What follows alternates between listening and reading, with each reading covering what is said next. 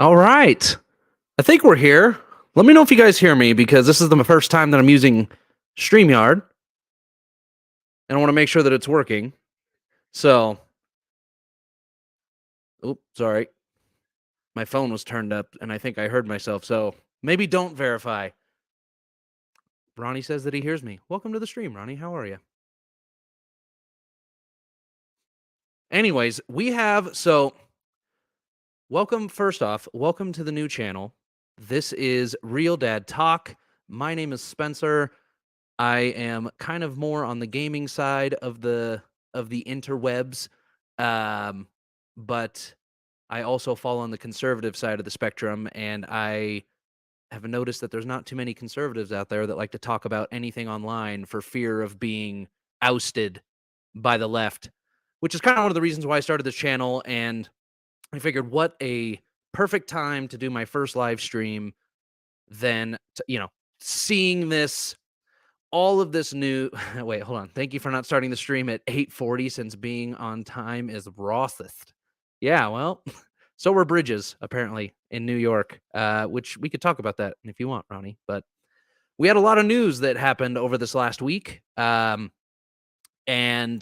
one of them is, for whatever reason, has just become massive mainstream news today, even though it's been happening for 3 days, is not one, but two supposed Chinese spy balloons have been spotted just coasting over the United States.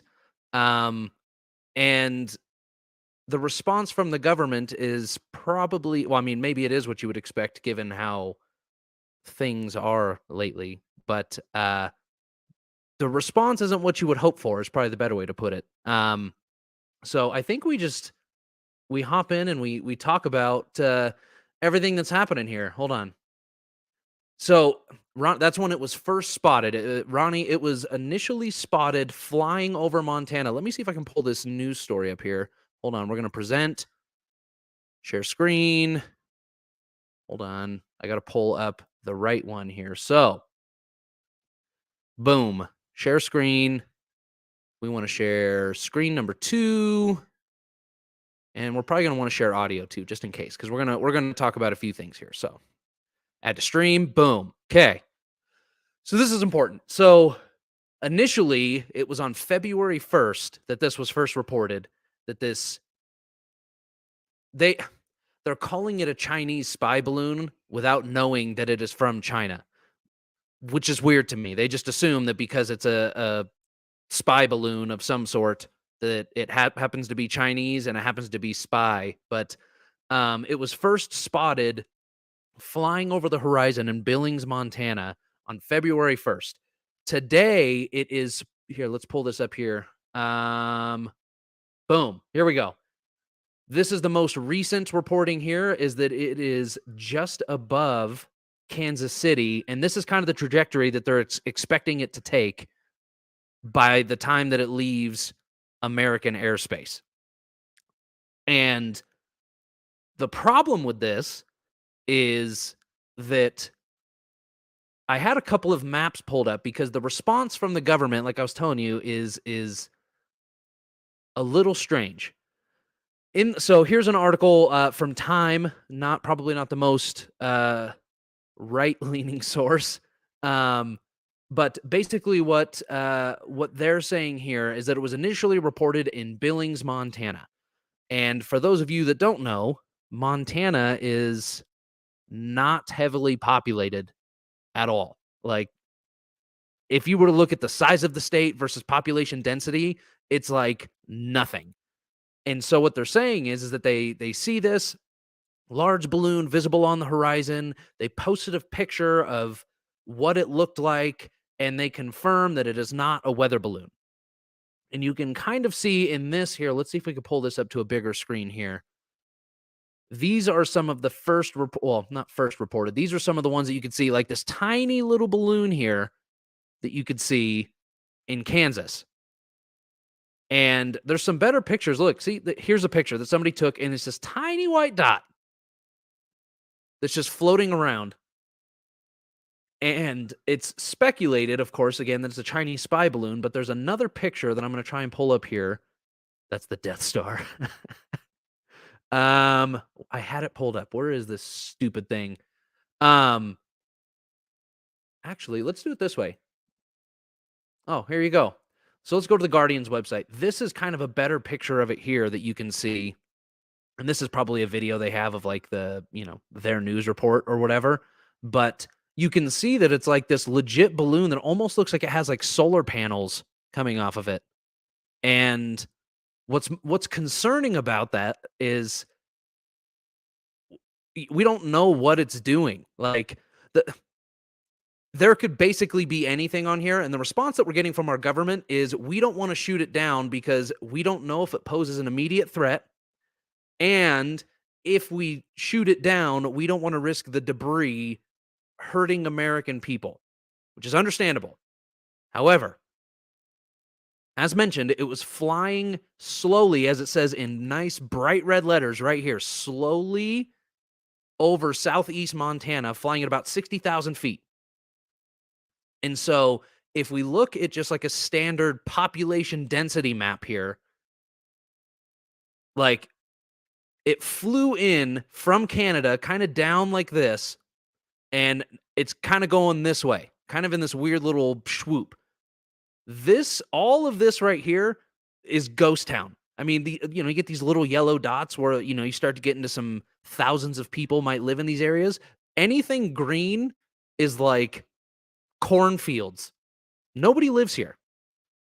Can't they like capture it somehow before it hits the ground? Well, so you would think, but again, if we go back to this picture, so let me pull this picture back up here, and I'm just going to type something in here so that because there's a way, way higher definition picture here. Boom. Well, that one looks like it's photoshopped. Maybe this one? There you go.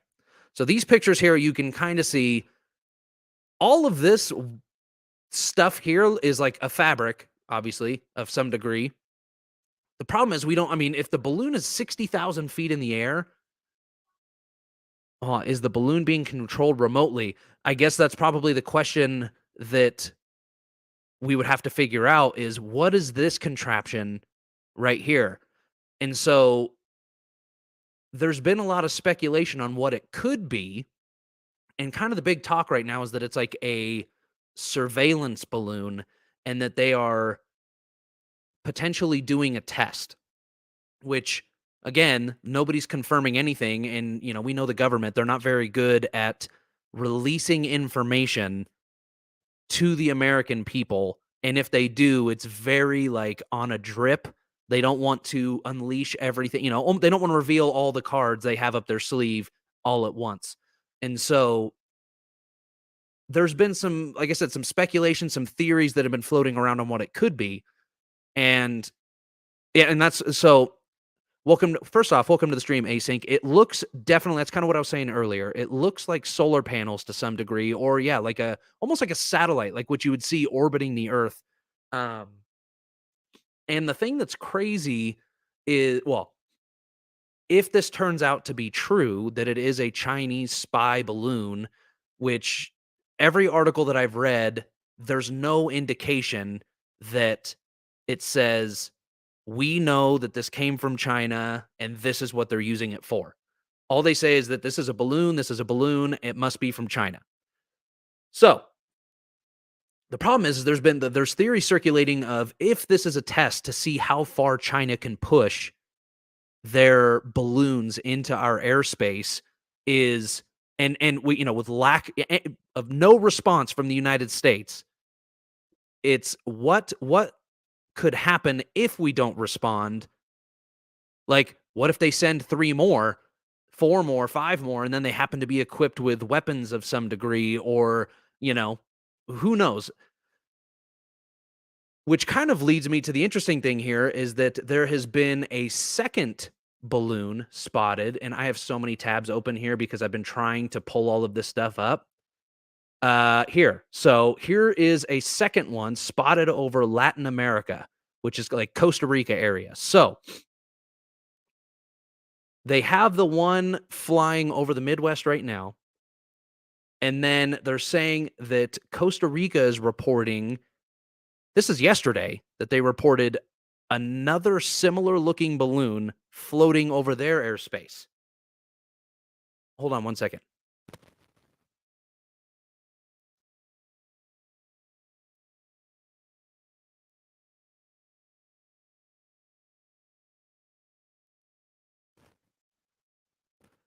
Sorry, my kids wanted to talk to me about the new Black Panther, which we could talk about that too. Anyways, so this is important. Playing devil's advocate, doesn't the U.S. spy on countries that, well, yes. So I guess that's probably the big question here, is that the United States definitely does spy on people, but from what I understand, and again, I'm not a government expert in any way, shape, or form, but from what I understand, the way that they approach it is by not flying in foreign airspace. Um, and I mean, this is just a stupid balloon. I mean, if you had to put this thing up against like these jets and stuff that you see pictured here, this thing is probably pennies compared to what, these jets would cost that, they could fly over to surveil us. Um, and so now I have to find the tab again. No. um, this one, this one. Yes. So the problem is that if this is China floating these balloons over our airspace, any American controlled airspace, is first off, the question that we have to ask is why? What purpose does it serve to them? And if it's just a rogue balloon, why does there happen to be two rogue balloons in the same general area of the globe? And again, it's, if there's no response from the United States, what does that mean for China? Okay, did that? So I haven't seen that China actually admitted it. The only thing that I saw is that it's speculative that it was China. So, which I think it says here that it was hold on, trying to find it. They're trying to find it. I read it in an article when I was pulling all this stuff up. So, suspicions. This is where it is here. It says suspicions are that it originated from China, but they don't, that it wasn't confirmed. But sounds excuse me, it sounds now that it is confirmed that it came from China. And again, maybe they're just saying, "Oh, it's a rogue balloon," and we could pull that up and figure that out. So, I don't know if it's worth pulling this dude up on my channel, but good old Alex Jones had something special to say about it. And this was his theory, and I don't think he's entirely wrong. Don't get me wrong, this is Alex Jones. The dude is kind of off the wall, crazy, but this is what he was saying about these balloons. When you've got these blimps and you've got these dirigibles, you've got these balloons with big high-tech packages flying around, drifting around, and a lot of them have little propellers on the sides, or little boosters or thrusters. I don't know if this one does because we haven't gotten a shot of the top of it. But regardless, that could very easily be an EMP weapon package or a test package to test an EMP attack. And you can bet your bottom dollar China's got thousands of them lined up ready to launch and send over the North Pole right into the United States.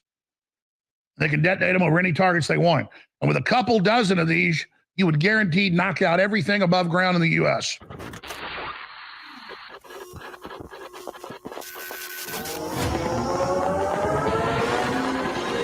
All right. Shut up. Okay, so you could kind of see that obviously that's taking it to a whole new extreme. Is that if, I mean, Alex Jones, the crazy thing about Alex Jones, you have to give the guy a little bit of credit because there's not much he's been wrong about when it comes to these conspiracies. But what he's saying is more of a theoretical, is that if they're able to send one, but now two confirmed balloons over the United States or United States territories, and there's no response from the government, what's to say, especially being that China is basically an enemy of ours, and I don't think anybody would disagree with that, what's to stop them from potentially putting weapons of mass destruction on these balloons and releasing them on the American people? And it could just be like, I don't it's scary to think about, I think, more than anything. And so this could just be a test of how far can we bully. It's like let's kind of push the Americans a little bit and see how far we could get away with this before something happens. And I think that that's kind of what we're running into with this particularly. And so, again, I pulled this up here, these population density maps, because I think it's important that they're like, we can't shoot it down. We can't shoot it down. Well, you had plenty of opportunity in this area here where nobody lives to shoot it down and to not risk any casualties. Now we're kind of floating in this area here where you're going to start running into tens of thousands, if not hundreds of thousands of people. And of course, if you shoot it down, then you're in some deep trouble. So that ship has sailed. There's not a whole lot we could do for the first one. I don't know where the Costa Rica one is. I couldn't find a map for that one, but I think that that's pretty wild. Is probably the most important thing. And so, Ronnie, I think you asked a question earlier about um like how did we not catch it beforehand? And the crazy thing is that they initially saw it flying over or through Alaska. There was reports of it through Alaska, and then it went into Canadian airspace, obviously, and I guess it was just forgotten for a few days, and then we wait until it's, like, halfway through Montana before it gets reported again, and then we're like, now what? What do we do?" So, I'm not entirely sure how the US could go about fixing this other than potentially just shooting it down where it sits. Maybe the next time it gets over some farmland. Like, if it's currently over Kansas right now, where's the trajectory map? Right here. So if it's currently over Kansas City, if it once it gets to like this farmland here, if they were able to shoot it down, I think they would be safe. But who knows? Because I mean, the government knows better than I do. Which there was something else I wanted to pull up here. Oh, so this is from Fox News. We're being told the U.S. has no legal right to shoot down the Chinese spy balloon. Sorry, Modelo cures scratchy throats. Okay, hold on. Wait, it would be suicide for China if they did? Oh, wait, you mean if they attach? Sorry, I'm backpedaling. The chat isn't updating as quickly on my phone as it is in StreamYard. So it says it would be suicide for China if they did. And I'm curious as to what you mean by that, because let's just assume that they wanted to target all major US cities. And they said, all right, let's send 20 of these balloons over to United States as a whoopsies. Like we messed up. Like, don't mind our balloons again. And they just happen to fly over, LA, San Francisco, New York, Miami, I don't know, Dallas, San Diego. I mean, that's pretty much all the major cities right there. But let's just assume that they chose to do that. I mean, they could wipe out 50% of the population if they chose that route. But another alternative, Ronnie says here, is that they could be using the balloons to make the freaking frogs gay. That's a good one. Alex Jones should have said that. But I don't know how far U.S. airspace goes out into the Atlantic Ocean, but if that would be a good approach, is let's shoot it down once it enters the Atlantic Ocean, and we know that it's clear of all people. And then we could determine what technology is on it, analyze it, see what that'd basically be able to give us an idea of what their intent is with this balloon. And then Ronnie also says here, if the United States did the same thing, the balloons would be shot down before it even entered China. True, or the response that we would get from the Chinese government would be, you need to, like, they would shoot it down. And then the response would be, that was an act of war. Like, how dare you fly and, your balloons into our airspace and threaten us like that? That's the crazy thing with this response. And so I don't know why my throat's so scratchy, guys. Sorry. The thing that's blowing my mind here is that, and I don't want to get all like, ultra political in terms of like, it's been confirmed that the Biden family has been in bed with China for a long, long time. Insert Hunter Biden here. And I think what it is that they're afraid that their pockets will no longer be lined if they choose to retaliate in any way, shape, or form. So, if we go to Fox News and it says we have no legal right to shoot down the Chinese spy balloon, which is what the national security experts are saying, it says the Biden administration is well within its authority to shoot down the Chinese spy balloon that floated over Alaska and was spotted over Montana late this week, according to the national security experts.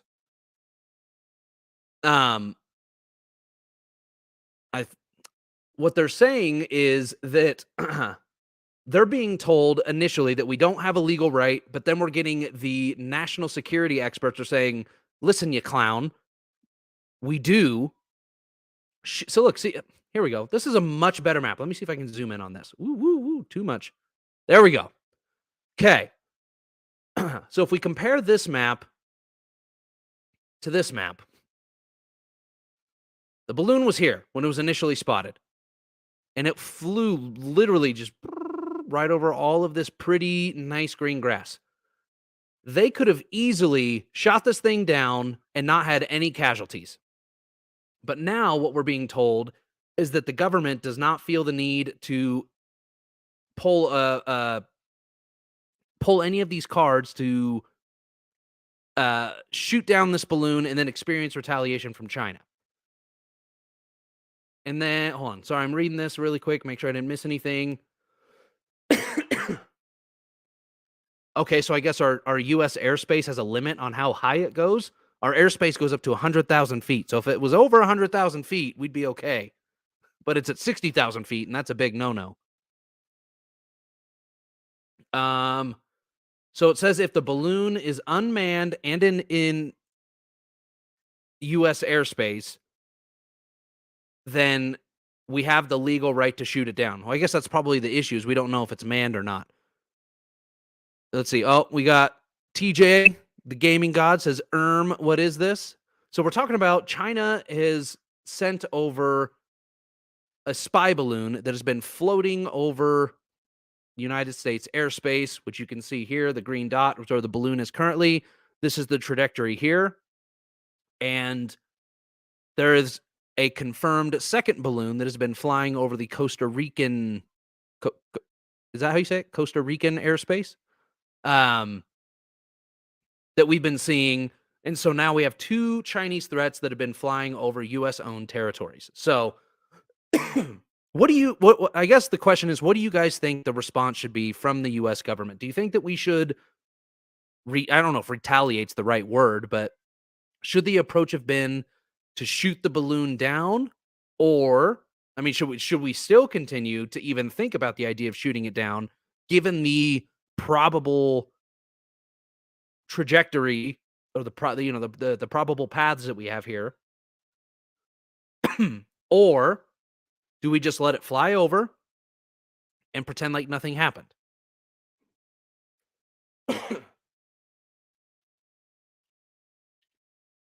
I bet you this beer is not helping my scratchy throat.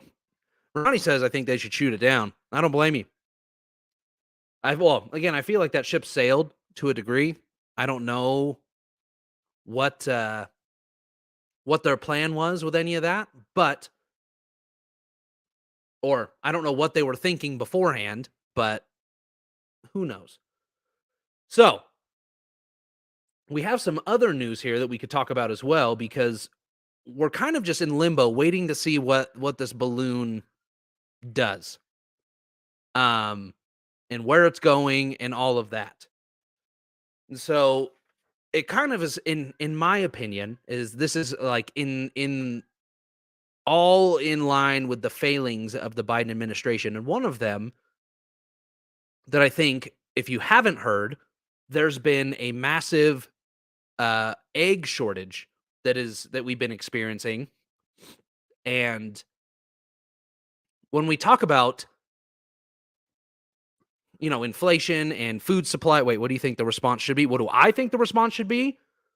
Well, like I said, I think that they should have shot this balloon down the second that they saw it in Alaska.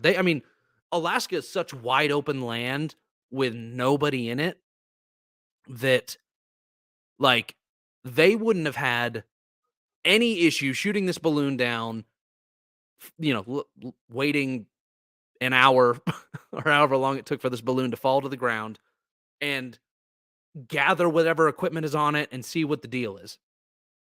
The problem is that this Biden administration is too chicken shit. They're too cowardice. They're too afraid to push back from China. I should have a video clip of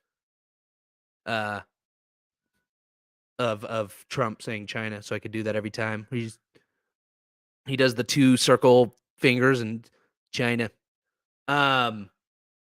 Anyways, I want to go to this food shortage thing because I think this kind of ties into the shortcomings of the Biden administration. And there's been a massive, not only spike in inflation and things like that, but we have had, coincidentally, conspiratorially, tons and tons and tons of food facilities being burnt down, left, right, sideways, everywhere. And one of those that just happened over this last week is right here. Let's see if we can pull this up here. The 3rd largest U.S. egg farm burns down. And this says thousands of chickens dead. And the number was hundreds. It was 100,000 at least chickens died for laying eggs. And so, of course, this is causing a massive egg shortage. And the reason, again, I'm crumple up my tinfoil hat. Let's put this on. There have been tons and tons of food facilities burning down left, right, sideways. And the problem with this is that if you were to go to the grocery stores today, not only is the egg shelves empty, but many, many, many of the other shelves are empty as well, or very lightly stocked. And especially if you're in a very heavily populated area, it's like ghost town for food. And there was over 20, and here's all of the food facilities that have burnt down just in 2022 alone. And so it says 20 plus, but we're at 26, but now we're at 27 if you include the eggs. Wait, my area has never experienced any shortages. It's weird. So I'm kind of in a similar boat as you, Ronnie. My area has experienced some shortages, like eggs has been one of them, as well as what else? It's been weird things. It's been like crackers and things like that, and it's like it comes randomly where you'd get certain foods that disappear. But what I have noticed is that my grocery bill, so excuse me, for those of you that don't know and are new to me and the channel, and being that this is a very new channel, probably all of you, I'm a family of 5. I have 3 kids, which means grocery shopping is not cheap ever. And so I want to see if I could pull this picture up really quick. Well, I took this picture and I sent it to my mom because my mom's always like, I'm so concerned for you, Spencer. Like, you spend so much money and I don't know how you do it and all this stuff. And, she's just like always expressing concern, which I, it's my mom. I love her. Thank you so much. I sent my mom this picture. I went to Walmart This was 1 week of shopping trip. Let me put my camera full screen. I want to show all of you what I spent on groceries. Why am I so red? You see this? I'm like burning up. Probably because I'm heated. This is what I spent in groceries. Oh, let's see if it'll zoom in. You see that bottom number there?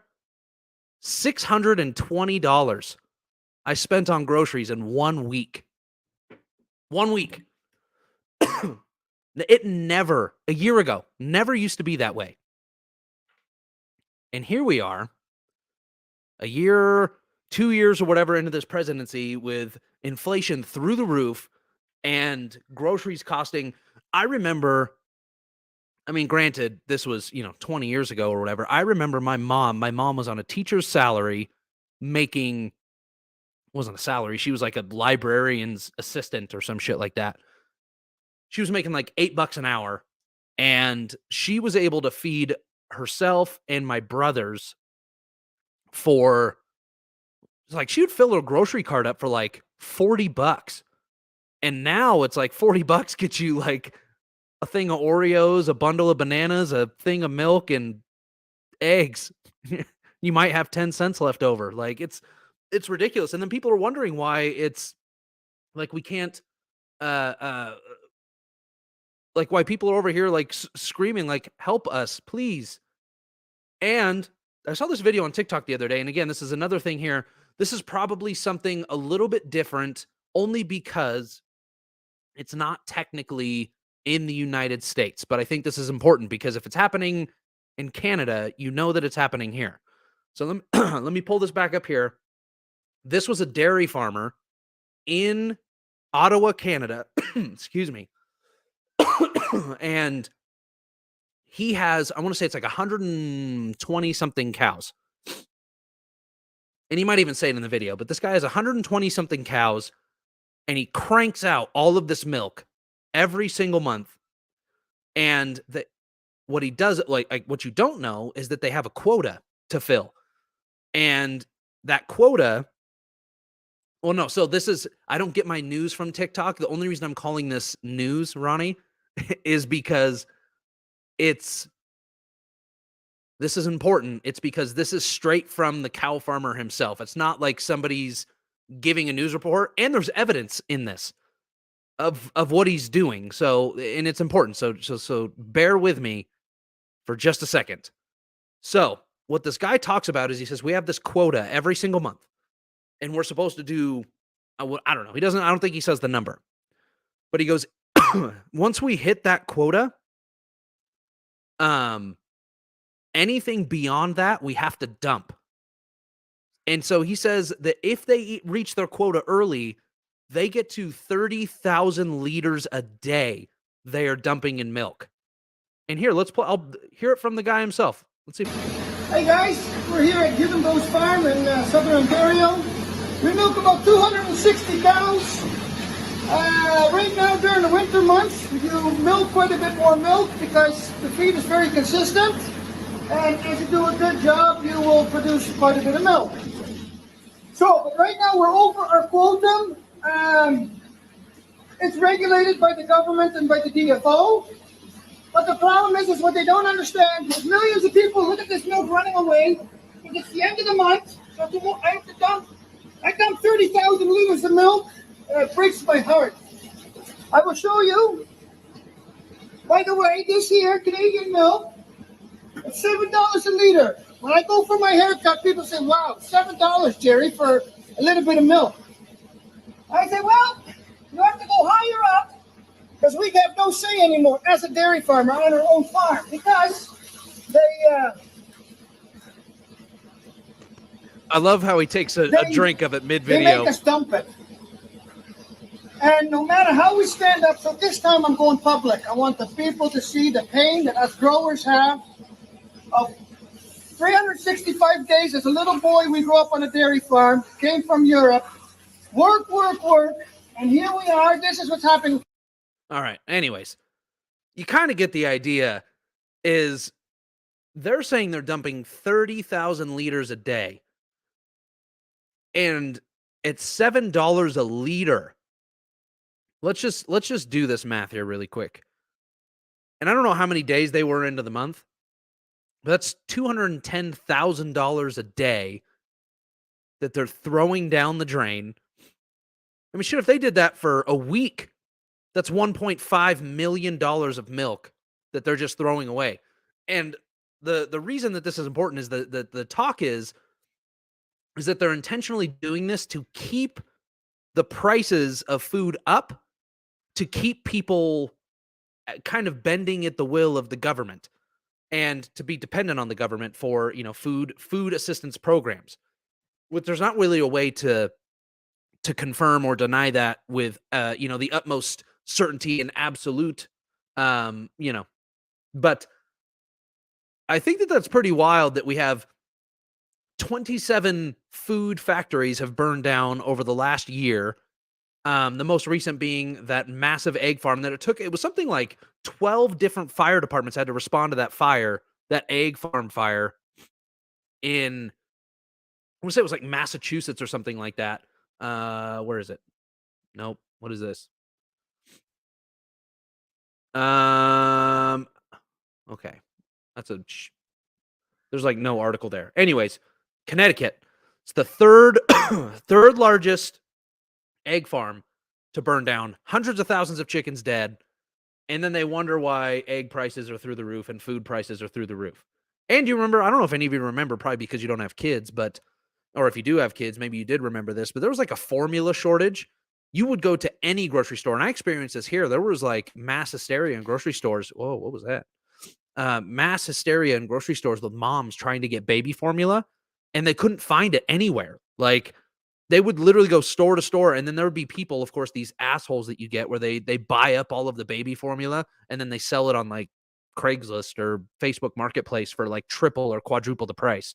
So it's absolutely asinine. But there was a couple of other things that I wanted to, I guess you could say, news alerts that have happened over this last week that have been absolutely wild. One of them being good old Tyre Nichols, which I have to tread lightly on this one because I could potentially get in trouble, depending on how things are phrased here. But for those of you that don't know, Tyre Nichols was essentially a man that was pulled over by the police. He was asked, he gave a little bit of a pursuit. The police finally were able to stop him. They asked him to get out of the car, weapons drawn, and they kept telling him, get out of the car, get out of the car, get out of the car. He wouldn't. Then they finally pulled him out of the car. They pushed him on the ground, all kinds of stuff, screaming at this dude constantly, like, get on the ground, just like, and he's on his knees, like, I'm on the ground. And they're like, no, get on the ground, like on your stomach. And the guy just proceeds, he's like fighting them in every turn to the point to where he finally stands up and runs away. And the cops are trying to tase him and pepper spray him and all sorts of things to no avail. Well, then what happens is they finally find him and arrest him. And I guess in the process, well, this isn't in the process of arresting him. After he's been arrested and cuffed, they beat him mercilessly. And there's a video of, it's like a conveniently, this sounds so bad. Conveniently, there is a pole camera that just happens to be perfectly placed where he gets arrested. And this is the video. And I don't know if we're going to watch this whole thing, but there's no sound. So you can see, look, there's somebody controlling this camera too, which is bizarre. They pull him over. After they pull him over and he runs, they finally catch him and arrest him. And so you can see him on the ground and they're just tossing him around like a rag doll. And so, look, he's on the ground. They're trying to get him arrested, and you could see that these cops are being brutally aggressive with him. And I might have to fast forward a few times, just because I don't know if I can show everything on here without getting myself in trouble. But there's, you can see here. Look, and then there you go. Cop comes up, kicks him right in the mouth, and he's like, I get it. Like, this dude gave you a run for money or whatever. And these cops, there's 5 of these guys, and they just let it happen. There's another scene here. This cop here has got this like stick, starts, I forget what they call it, a baton, beating the crap out of this guy. And so they finally get him up, and look, this cop right here, I want to say it's that cop. Look, boom, punches him. Look, and comes in again, punches him again, drops him. And the other cops are trying to keep him up so that he could proceed to get more of a beating. Absolutely ridiculous. They finally get this guy on the ground. They beat the shit out of him a little bit more. And then what they do, like, this guy's motionless, and they're still beating the piss out of this guy. But they finally get him up. They drag him over to the cop car here, and they lean him on the cop car. And please go sit down, buddy. The reason that this is a concern, is, well, it's not, I don't even need to give a reason on why that's a concern. The reason that this is a problem is because the way that the police handled that situation. Awful, horrible. And so what we're finding here, hold on, let me back up. I was concerned because when this was released, I was terrified that there was going to be riots in the streets. And there were some riots there because of it, but the nice thing is that the Memphis Police Department handled it with grace. Immediately fired all 5 of them and put a bunch of measures in place to stop all of this stuff from happening in the future. But the crazy thing is that none of the left media is talking about it. No media is talking about it, really. But the thing that's blowing my mind is that the leftist media is not talking about it at all. They talked about it initially until they found out that the police officers that were involved, all 5 of them, were black. Then crickets.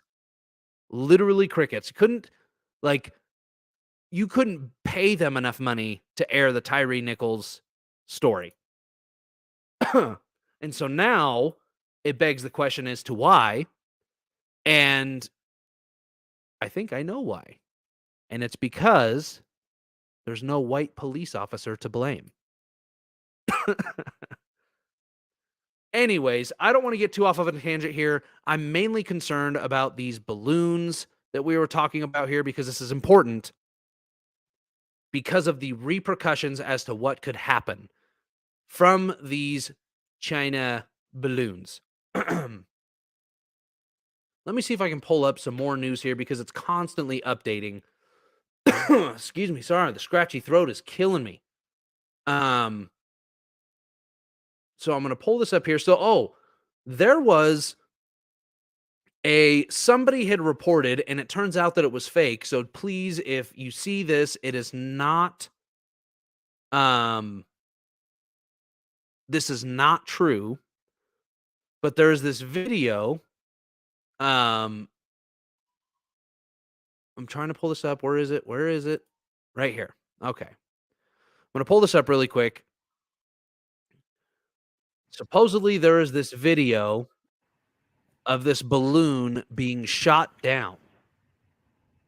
Turns out that this is fake.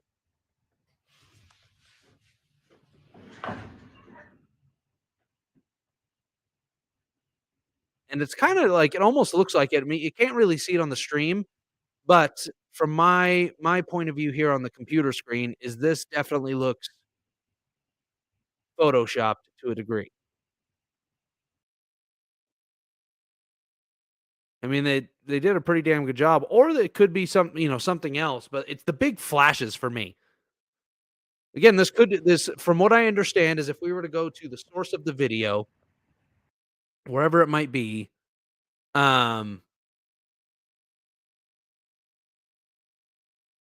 it was somebody that posted it as a way to sell stuff. So if you come across this video, completely fake. Wait, looks too still. Yeah, it's barely. Well, so that's the thing is it's tough to see. Like, let me see if I can pull this up here.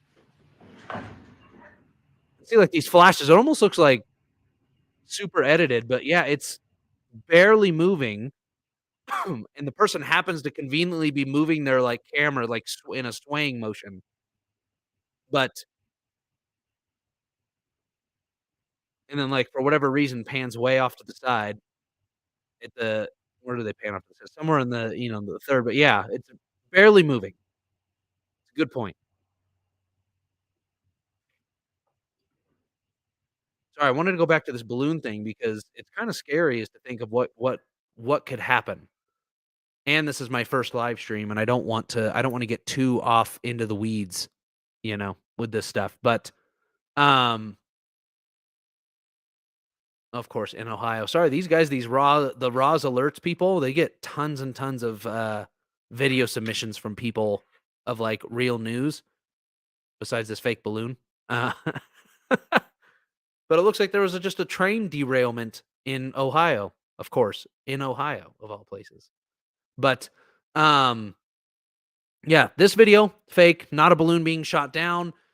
It has been confirmed that there are two. It looks like they're saying that there's two different um, uh, issues with this second balloon. Is there's some people saying that it is over Canada, the second one, and then there's a second. They're also saying that there's a second one in um, over Costa Rica. Yeah, see, look right here. It says Canada's defense ministry states it's tracking a second spy balloon. But we already know that there's one over the Costa Rica area and one that is over the Midwest right now, currently heading towards the East Coast. I want to see if we can find any more news as to what the heck is going on with this thing here. Because here we go. AP News, probably not a super trusted or bipartisan source, but let's see here. So maybe it's Balloon Boy 2.0. Shut the fuck up, Ronnie. China insists it's just an errant civilian airship used mainly for meteorological. I don't know why that word's so hard for me right now. Research that went off course due to winds with only limited self-steering capabilities. Of course. However, the U.S. says it's a Chinese spy balloon without a doubt. I don't know why. There's something about the term Russian spy or not Russian, Chinese spy that just sounds like so 1990s, like it's out of a 1990s movie. But it says Chinese spy balloon without a doubt, and its presence prompted Secretary of State Antony Blinken to cancel a weekend trip to China. Damn. You missed your weekend trip to China? Dang. But it was aimed at dialing down tensions that were already high between the countries. I don't think that's going to happen. Probably a waste of a trip anyways. The Pentagon says the balloon, which is carrying sensors and surveillance equipment, is maneuverable and has shown it can change course, which is true. As we can see by, go away, you stupid ad, decline. As we can see by the trajectory map here. So, continuing, says it has loitered over sensitive areas of Montana where nuclear warheads are siloed. Okay, that's cool. Glad everybody's giving away that information. Prompting the military to take action to prevent it from collecting intelligence. A Pentagon spokesman said it could remain aloft over the U.S. for a few days, extending uncertainty about where it will go. So, let's see. The Pentagon and other U.S. officials say, I don't get this stupid line. It's a bird. It's a plane. It's a spy balloon. Shut the fuck up. The Pentagon and other U.S. officials say it's a Chinese spy balloon about the size of 3 school buses, just conveniently floating in the air, moving east over America at an altitude of about 60,000 feet. The U.S. says it was being used for surveillance and intelligence collection. So, I guess the big concern is that main thing right there is the surveillance side of it. And could it be with mounting tensions between Russia and Ukraine? And this is total speculation, just mind putting together some ideas here. Could it be with mounting tensions between Russia and Ukraine, the U.S. appearing to obviously want to side with Ukraine, Russia and China appearing to want to side with one another? which I say appear when we know that it's not appearances, it's actually happening. Could it be that China is deploying these quote unquote spy balloons to identify potential maybe weak spots in, if we have nuclear warheads in Montana and maybe other areas, maybe they're trying to determine certain, I don't know, weak spots within our infrastructure, our military infrastructure, and how they could expose us to some degree so that way they could gang up on us and potentially make us weaker. Not saying that is what's happening, but if that's true about nuclear warheads in Montana and it happened to be flying directly over those areas, I think that could be a big area of concern. What else do we got here? The U.S. says it was being used for, we already read that. U.S. officials say the Biden administration was aware of it even before it crossed into American airspace in Alaska early this week. Wow. So not even before it crossed over Canada into Montana, the Biden administration admitted that they knew about it before it even made it to Alaska. So it was flying through Alaska. However long it flew over Canada, nothing was done about it then at all. And we just said, just let it go. Let it keep going. It's China. Like, they're not scary. Let's just let them get whatever information they need. So it says a number of officials spoke on condition of anonymity to discuss a sensitive topic. The White House said that President Joe Biden was first briefed on the balloon on Tuesday in it. And the State Department said Blinken and Deputy Secretary Wendy Sherman spoke with China's senior Washington-based official on Wednesday evening about the matter. Okay, so there's been communications about it, and still nothing has been done. I bet you there's been threats, like say it without saying it type thing. Like, if you shoot down this balloon, I swear to God, like I'm gonna call Dad. And so it says in the first public U.S. statement. Let's see. Pat Ryder, Pentagon press secretary, said Thursday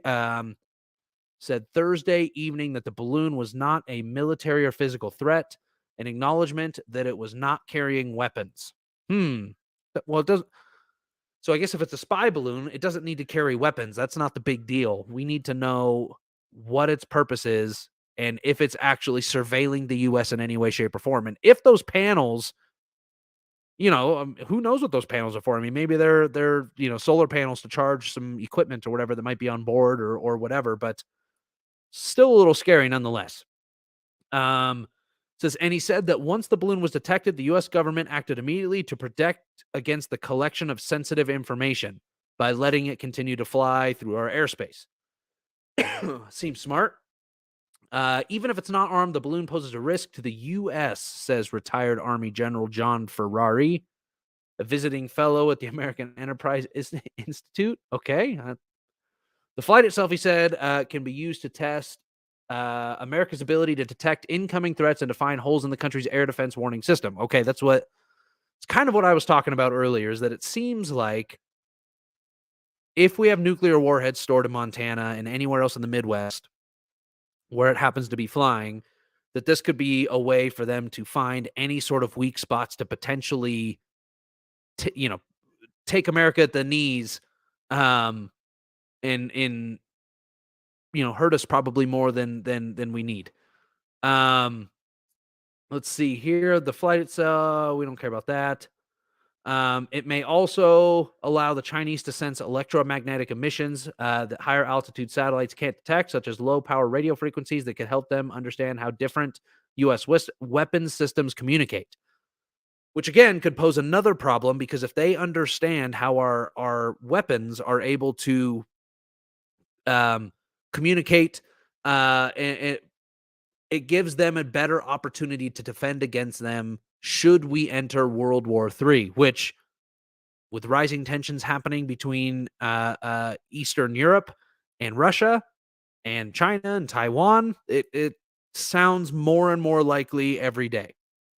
So he also said the Chinese may have sent the balloon to show us that they can do it, and maybe next time it could have a weapon. So now we have to spend money and time on it. So maybe not just right there says that maybe China's just trolling us with this balloon. No, maybe it has weapons, maybe it doesn't. Like, you're just gonna have to spend money and find out, especially if we're on the verge of like an economic collapse in terms of like, what was that? Sorry, kids are dropping something upstairs. So those of you that don't know, which you probably do, but America hit its debt ceiling. It was either last week or the week before, which basically means that we've hit as much money that we can spend legally before we have to basically go, we're not allowed to spend money anymore, go bankrupt. So maybe this could be a ploy from China to force us to spend money that we don't have to be able to, do whatever.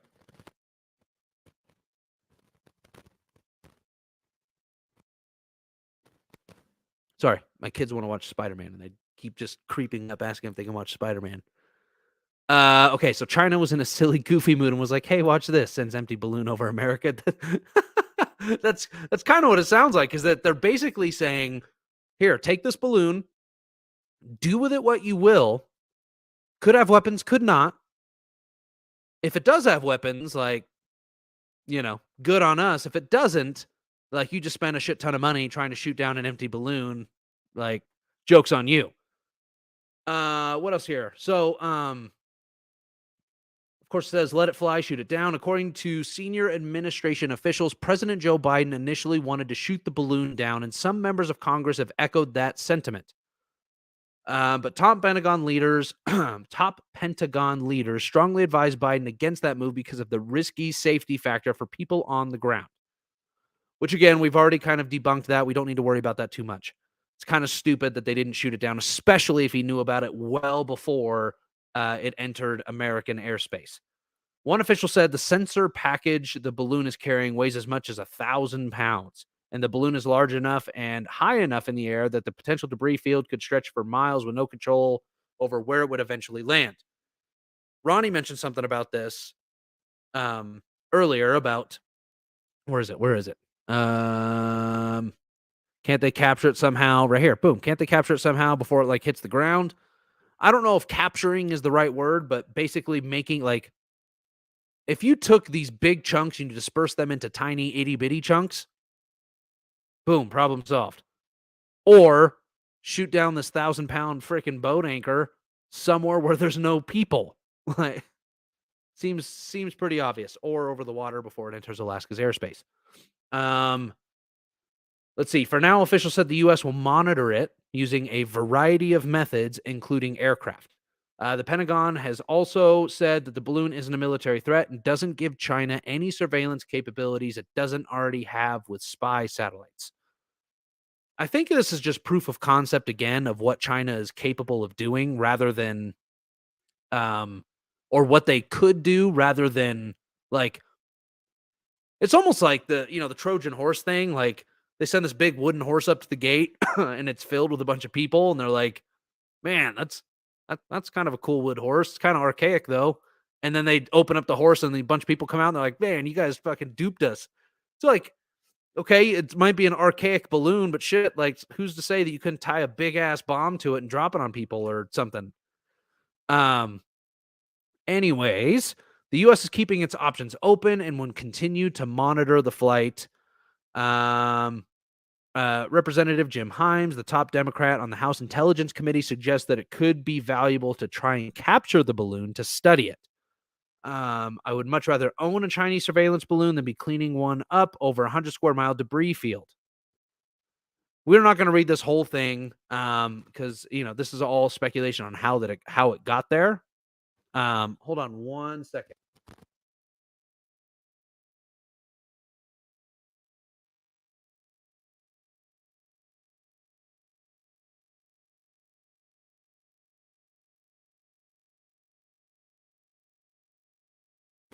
Ay.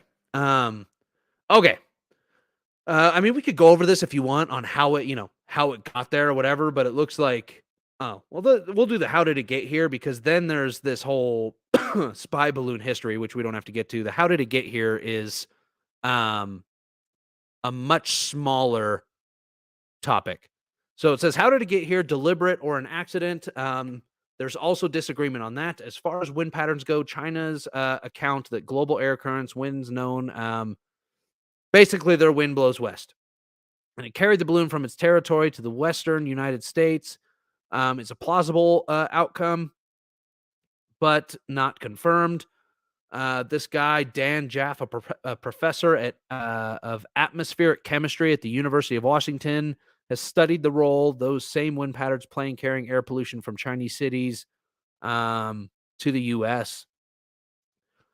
But they're saying it's possible, basically, that it could have just veered off course, but sounds like it's pretty unlikely. And then they're saying the higher it goes, the faster it goes. So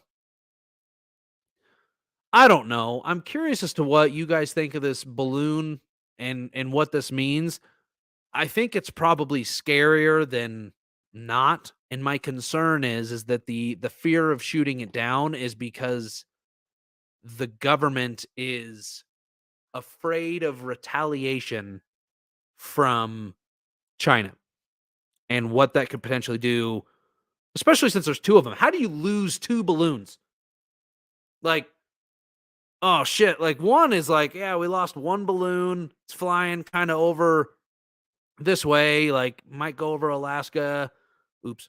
Might go over Alaska, then it might go, through Canada, through the US, like do with it what you will. Shoot it down if you want, whatever.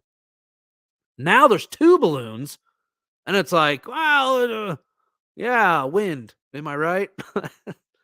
It's a crock of shit, if you ask me. I mean, I'm not trying to be, you know, too much of a prick, but I don't know.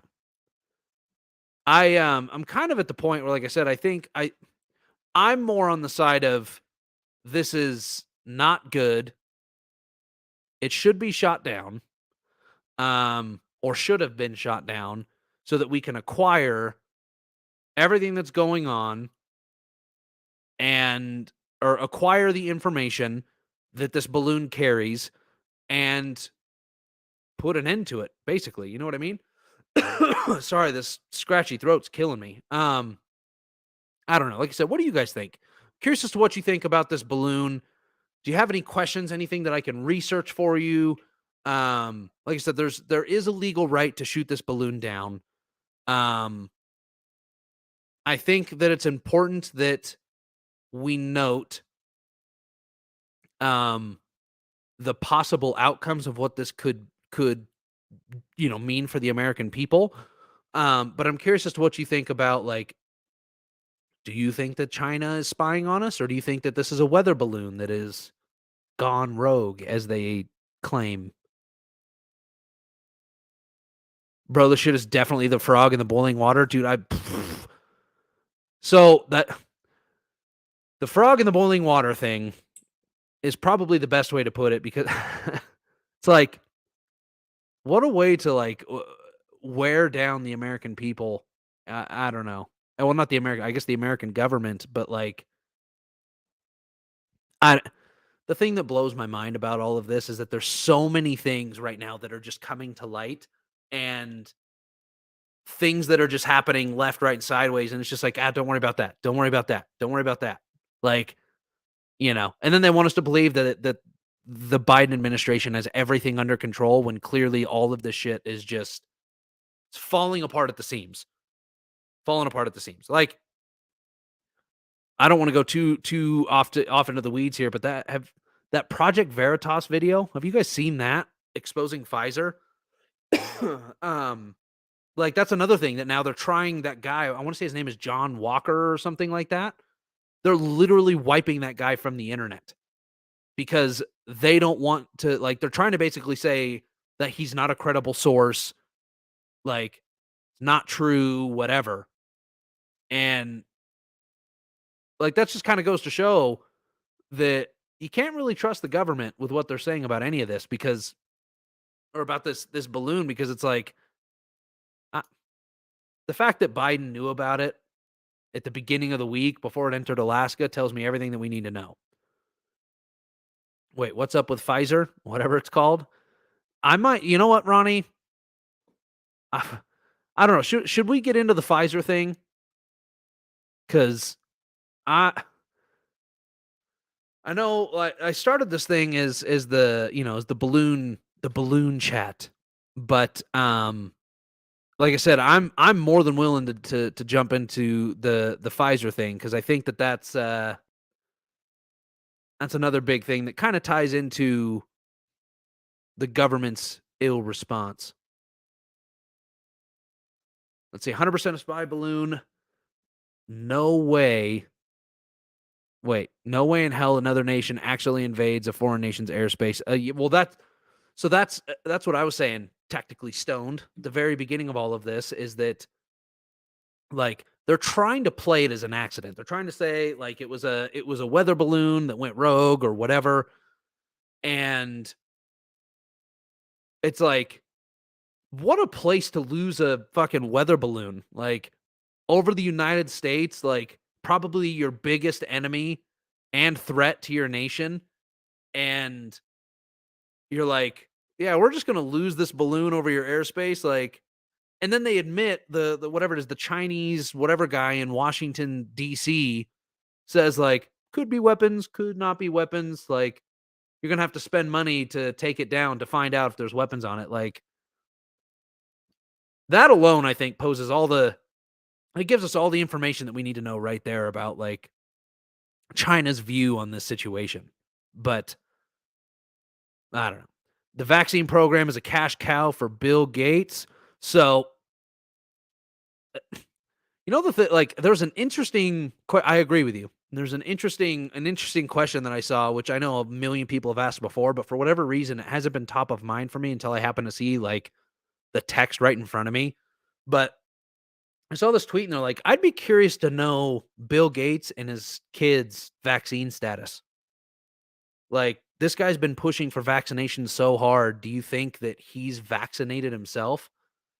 And there was that, what is it? The U.S. or not the U.S. Open, whatever, the tennis, match. I forget what it's called. The World Open, whatever. But he was there, and there's a picture of him walking away, and the dude looks like a tub of lard walking away. And they're like, the guy that looks like he's at his peak health is trying to teach us how to take care of our health through vaccines.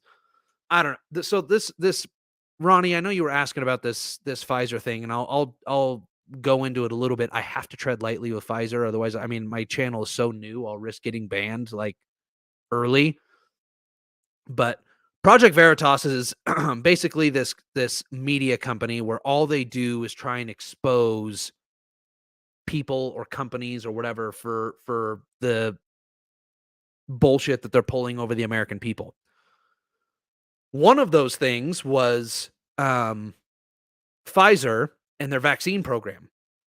And in this video, long story short, they basically talk about how the vaccines were kind of just like, it was a big cash cow for them. They talked about how COVID was kind of this not nearly as big of a threat as they thought it was going to be, or as it was initially posed.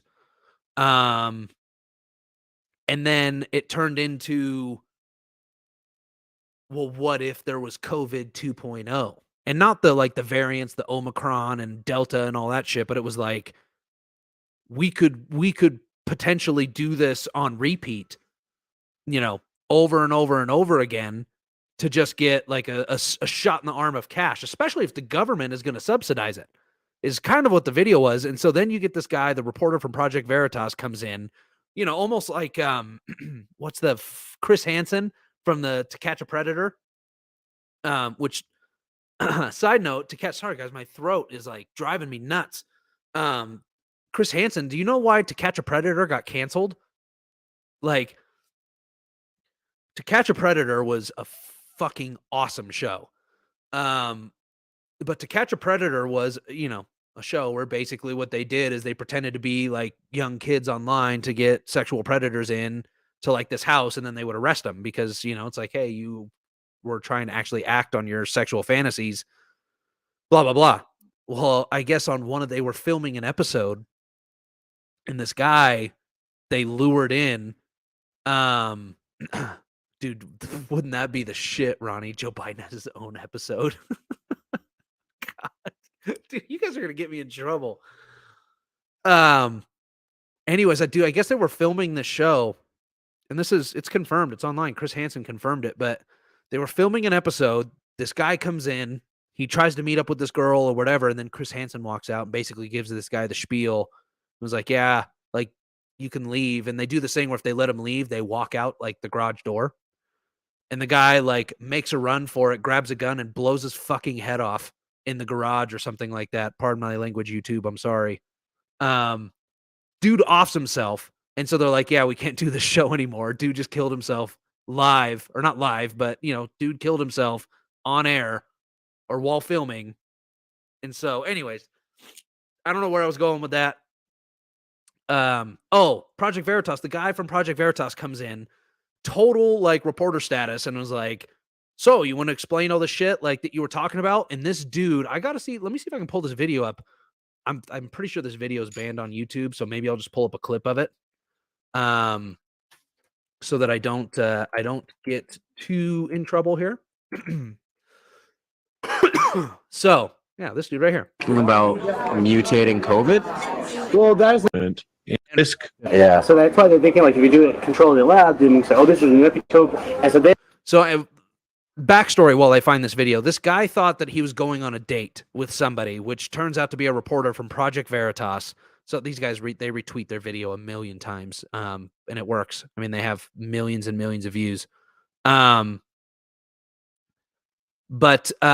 he thinks that he's on this date, basically, with somebody, and it turns out this guy's a reporter from Project Veritas, and he asks him all these questions, gets all this information out of him, and you could tell that the guy's kind of on edge because in the video he's kind of like, you're asking me a lot of weird questions, like, why do you want to know so much about my job and all of this stuff? And it finally gets to the point to where, like I said, the guy, he dumps all of this information to the people willingly, and then the date gets up, walks away, and then comes back in, or the reporter comes in and was like, yeah, so this is your whatever. They lock the restaurant doors where they're having this this date or whatever, and this guy loses it. Like, he basically admits to lying right off the bat. Here, let's see if we can pull it up right here. So I'm not going to pull up all the other stuff, but the reaction after the fact is the best.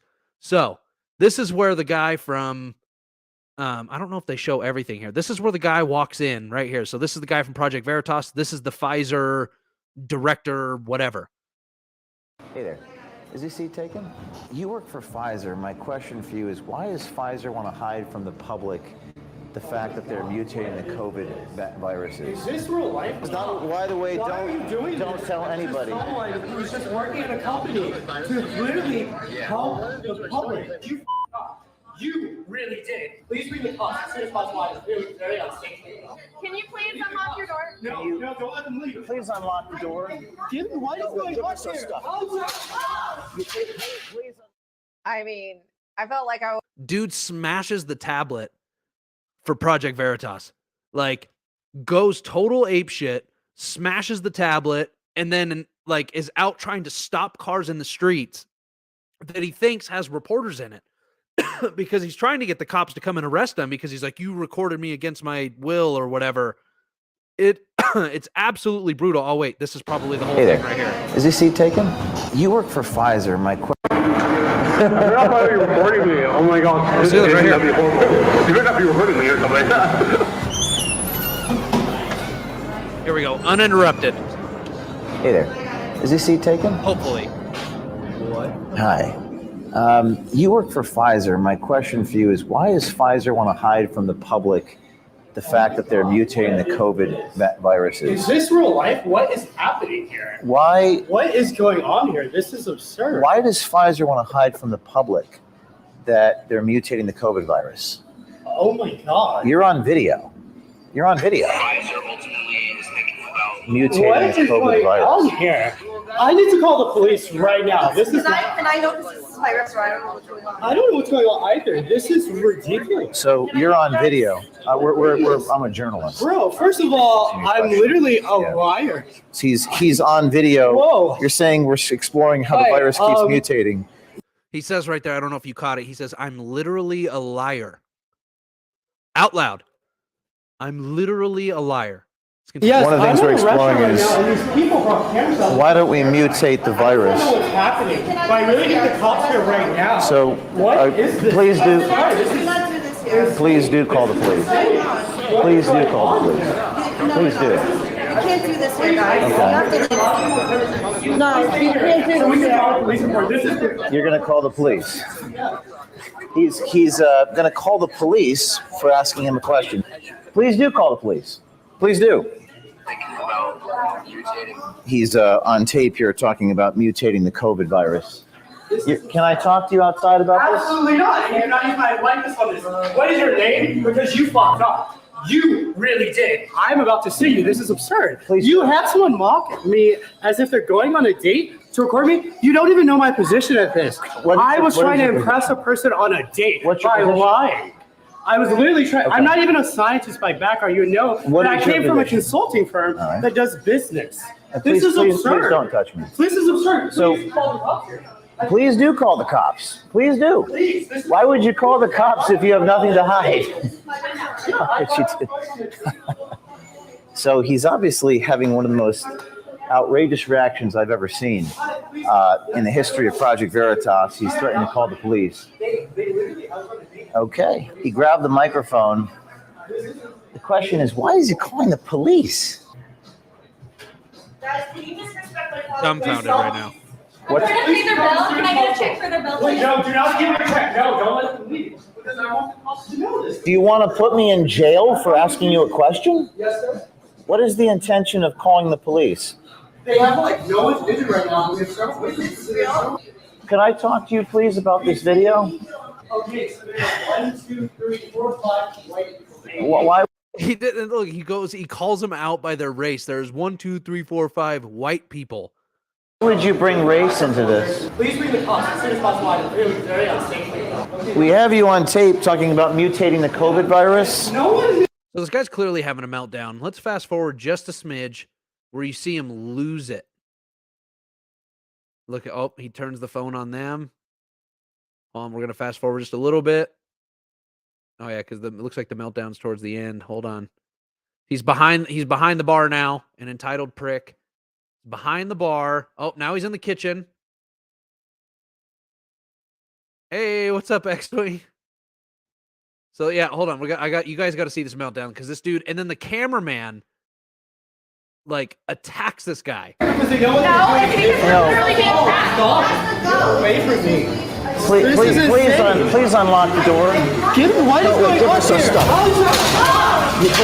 Please unlock the door. Please unlock the door. Unlock the door. Unlock the door. Unlock the door.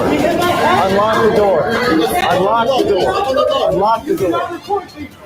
This is remarkable here. Thank you. We're trying to unlock the door. Unlock the door. Unlock the door. It's not a way Unlock to the door. people like that. It is not. Stop. Let go of me. Now you're hurting me. What is going on here? You cannot just record people like that. Come on. It's not okay. Come on. It's not okay. Let's go. Let's go. Come on. Let's go. Come on. We're in New York City. This is remarkable what you just witnessed here in the restaurant. Come on, guys. Where's the car? Where's the vehicle? Keep walking. Come on.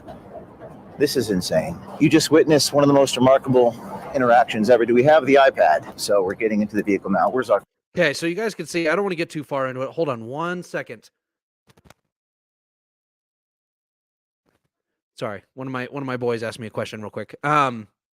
So one of the things that's wild about this is this guy I'm trying to remember his name. Oh, right here. Jordan Tristan Walker.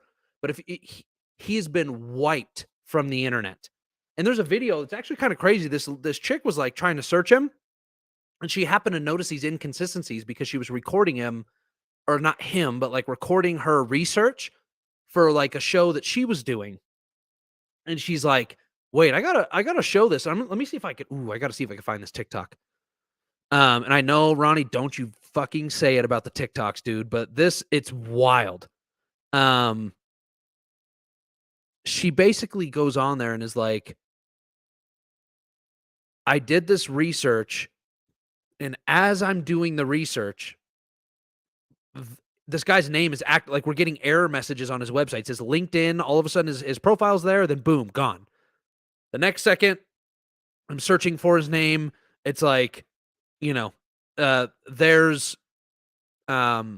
it's like Simple Hire or something like that. It has his position, whatever. Boom, gone. Error message, and it's in real time. And I actually think if you were to search, let me see if we can pull this up here really quick. Jordan. There was an error message that Google gave, and it says that this information, maybe it's this one. No, there was a thing that she searched, and it was actually kind of crazy because she showed it on Google. It had an error message. It's like, we don't have a lot of research on this, and the data is changing quickly, so don't believe everything that you see, or whatever. And it's like, that's a little suspicious. Anyways. The reason I pulled up all this Project Veritas stuff is because I think it was, first off, I think it's really important to be able to see kind of the wool that's being pulled over your eyes in terms of, what was actively happening with our government and how that ties into the incompetencies between, the Biden administration with handling this bullshit China spy balloon shenanigans and the Pfizer vaccine and their ability to somehow dupe Americans into thinking that they're the greatest administration to walk the fucking earth. Let's see here. Tactically still, this is going back a little bit, dude. If they made a show of dads instantly offing pedos, it would be a hit. Fuck yeah, it would, dude. Oh boy. Oh dude, I have these fucking speakers that, like, a little headphone plug for them, and they keep touching something on my desk, and it gives like this little static feedback. Ronnie says that he's also guilty of getting news from TikTok. The thing is I'm okay with getting news from TikTok when they actively show their sources on TikTok. Like when they just like spew information, I'm like, yeah, you're full of shit. But when they're like, nope, here it is, I'm like, and then you can actually go and verify the source yourself. It's a little bit more legit. So that was a lot.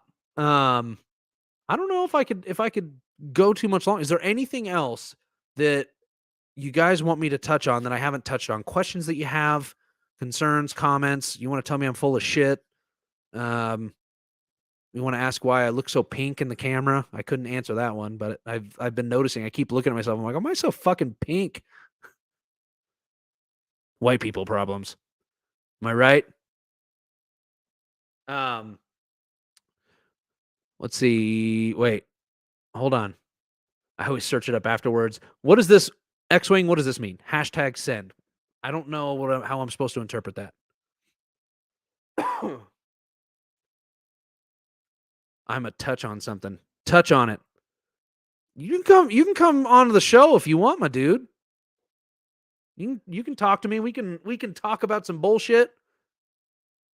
Dude, you and me, we could rap about stuff for hours. Hours. I am full of shit.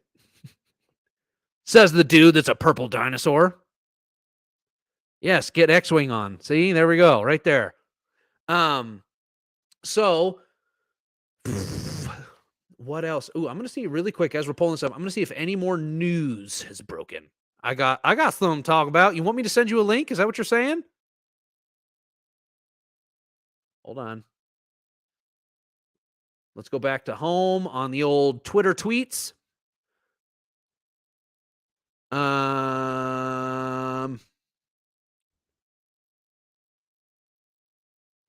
Nope, nothing there. A lot of talk about gas stoves.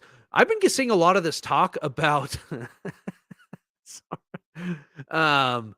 I've been seeing a lot of this talk about, have you seen this committee? I don't know what committee it was, but with Elon Omar, you know, the chick that married her brother. Okay, here, hold on, let me get you this link, copy. Do you want me to send it to you in Discord? Really quick, this is probably a prime time to tell you, if you haven't already, like this video.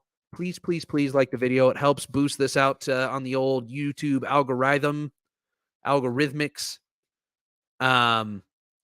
Like the video, subscribe to the channel, and click the old ringy dingy, the notification bell, so you get updates every time we go live. We've talked about a lot of things. My throat's been scratchy. I've been coughing and hacking a lot. Elon Omar? No, it's ILHAN, I think. Okay, hold on. X-Wing. Boom. Send. Okay, it's in your Discord, feller. So I was pulling up the news here, but yeah, like the video, subscribe to the channel, click the notification bell. Elon Omar is a chick that married a brother, and they're gonna deny it left, right, and sideways, but it's been proven, and she's kind of admitted it.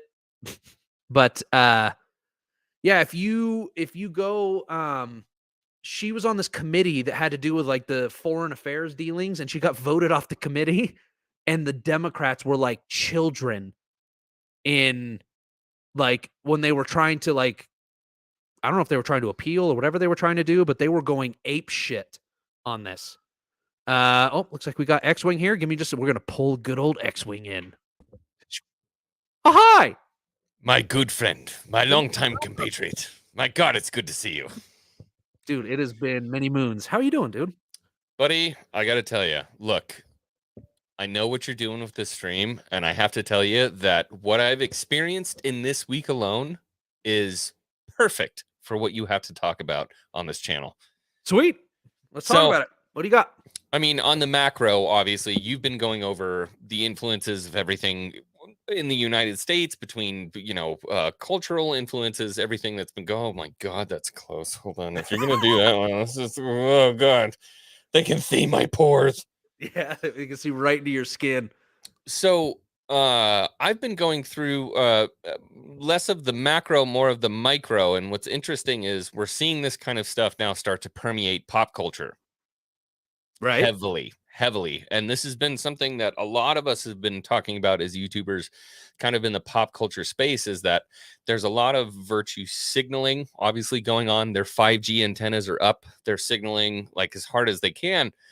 And two of the most interesting things that happened this week were, one, there's a very popular website for people who are fans of the Star Wars fan base called Wikipedia. It's not Wikipedia. It's Wikipedia. I saw this on Twitter. Yes. Yep. Yeah, I started this morning at like 500 people following on Twitter. I'm up to like 700 now, just from one tweet I put out today. Fuck yeah. But there was that. Wikipedia decided to put pronouns for every single character on Wikipedia.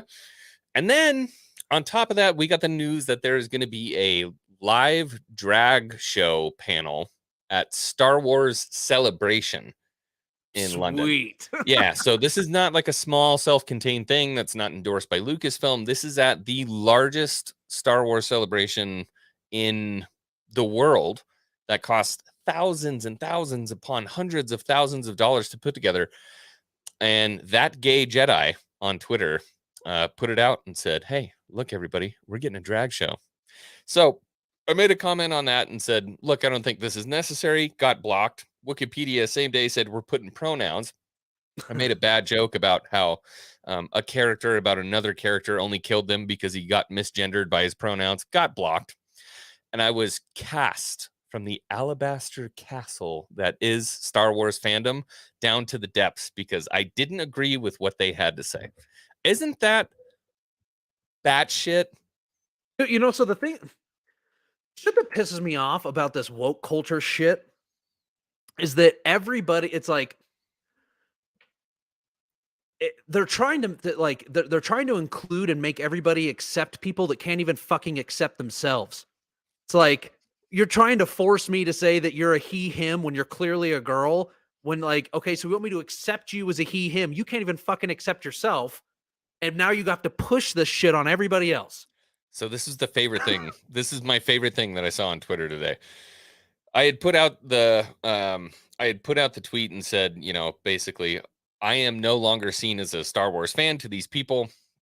And then there was another person who commented that said, accepting intolerance only fuels intolerance. And then one of my subscribers on the back end was like, being intolerant of intolerance makes you intolerant. And I'm like, got him. He threw the Uno card right in his face. Like, fuck you, man. That's like my favorite thing I do to people all the time is when they're talking about like oppressing people. And I'm like, they're telling, you know, black people or whatever, like, you're oppressed because you're black. And it's like, no, you're fucking oppressing them by saying they're oppressed, dick. Like, what the fuck? You can't just like. It's always white people telling people about how black people are oppressed. One of my good friends on social media, his name is Vic Singh. He's an Indian guy. And I love seeing him on YouTube, or not YouTube, on Twitter, because he'll put out a post and be like, look, if I followed by any of these morals, I wouldn't have attacked the Nazis in the 80s when I was in India. And they're like, go, leave it up to a white person to say that. And he's like, are you stupid? I'm not white. My name is Vic Singh, you fucking idiot. Like, dude, that's just... It's well, you leave it to, you know, that when you let people assume somebody's gender off their fucking skin color, and it's like, okay, you might be slightly pale, but that doesn't mean you're fucking white. Yeah, there's a serious lack of the ability to have a conversation, but there is a overblown sense of having to compartmentalize people into small little groups because it makes you comfortable. And that is the death of diversity. And so I think it's so funny when people are like, I just want diversity. And yet you group every person into a tiny little box and you don't see them for the beauty that they are as a human. You like to just put them in a little box. And so you are the death of diversity because all you have done is categorize. It's disgusting.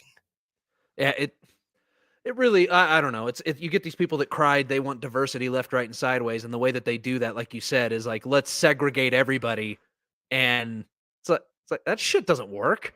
It's the death of diversity. Yeah, it doesn't make any sense to me. And it's kind of funny that you talk about the talk show thing or the drag show thing, because I've been trying to find this picture as you were talking. And of course it's fucking scrubbed from the internet, but there's some places on Twitter that have it. It was a drag show that just recently happened. I want to say in like Texas or some shit. And you might have seen this picture, but it's this dude who has the microphone tucked into his pants and it's hanging out like a dick. And this kid is up talking in the microphone as if it's this dude's dick. And everybody's like laughing and enjoying it. And you're like, the shit that blows my mind about it is it's like, have you seen the drag show story hour or whatever that is happening at schools and stuff? And the reason I ask all of this is because you obviously know, I'm not a huge Star Wars guy. I don't know enough about it to whatever, but I would say that kids probably watch Star Wars and, you know, look at it as like, whoa, like laser beams and shit like that. And I don't know. Still how I watch that shit. Lasers. But you would think that if they're going to be doing drag shows at something that might appeal to kids, there might be some conflict there, possibly. Well, here's what I'll tell you. So, I mean, and I put a video out on this whole drag show thing today. The bottom line is if I walked into my child's school and there is a grown 240-pound man in pasties and a corset and a Speedo holding my kid on his lap, I'm going to beat the fuck out of boy. Oof. I'm going to beat the fuck out of boy. I don't mean to sound insensitive when I say that, but believe me, gender will not play a role in that point. I'm absolutely beating the shit out of that guy. Don't ever touch my kid again. Because even if it was Okay, I take that back. If it was a female in drag or not drag, you know, a corset and fine, but same thing. You'd walk in and be like, why is there a woman in lingerie holding my child in her lap? Like, Well, you know, what is this? Is overtly sexual. The same thing applies for, you know, I mean, you can look at the Collins definition for drag. It is a man dressed in female clothing or a female dressed in man's clothing. But the bottom line is it has always been and always will be a sexual expression of the person who's dressing in the clothing. It's a sexual expression. So when people say, you know, it's not bothering you, it doesn't bother you, why do you care? It does bother the shit out of me, because it may not be my kid, but I know there are plenty of people out there who are not willing to sack up and say this shouldn't be happening. So I'll say it for them. So what would you have to say for the parents that are actively putting their kids in these situations where you see that there's these drag shows going on and it looks like a fucking kid's birthday party where the kid is like, you know, it's like there's kids sitting there eating fucking cake while some dude's helicoptering his cock in their face, and the parents are like cheering them on. Like, I would say there's some sort of punishment for that. I would think. I wouldn't say a punishment. No, there's an old theory that if you tape lead bricks to your feet, you can run on water. And I think if we get through enough parents, they might be able to test it. We might be able to test it. Right. Sorry, I didn't know if my computer audio was coming through right there. I was trying to fucking pull up this clip so that I could show you something, but it's right here. So this was a channel here. I'm going to pull this up really quick for you so you can see this. Look at this. And this picture has been wiped from the fucking internet. This is a show, slightly offensive, but this is a drag show that's happening. Little boy right here, obviously. And these fucking drag people are like, check out my microphone in cock form. I feel like they don't even look that draggy. I feel like that's just more like a European show. This is common Europe. This is very common Europe. Like, regardless of whatever it is. Like, yeah. This guy does look European-esque. But either way, dude, I mean, could you imagine being that kid 10 years from now? Does the guy talk, though, in the clip? Does he say something? No, this is just a picture. This is just a photo of these guys. So right. This girl down here at the bottom is from Libs of TikTok. She's the one that runs the account. Yes. Yeah, I know. She's been under fire. Because I guess supposedly she was at the insurrection that happened on January 6th. Yeah, they don't even look very similar. I don't know. I've seen the pictures. Who knows? But even then, who cares? Yeah, I don't. I just thought it was wild that, like, you talk about drag shows and you know, something at Star Wars that's, I would think, like I said, appeals to kids to some degree. And they're like, let's put our kids, let's just like expose them to everything. And like I said, I don't know, like if the parents' intent is like, let's expose them to it so that they're accepting of all sexualities or whatever. Well, that's the goal for them in their mind, right? Sure. But then the kids don't have the mental capacity to understand what's happening.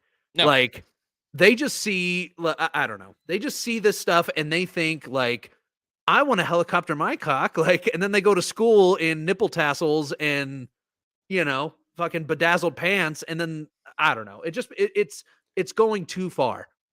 It's gone too far. Yeah. It's gone too far and it's gone too fast. And you're dead on with that. Essentially, this whole movement has progressed so rapidly.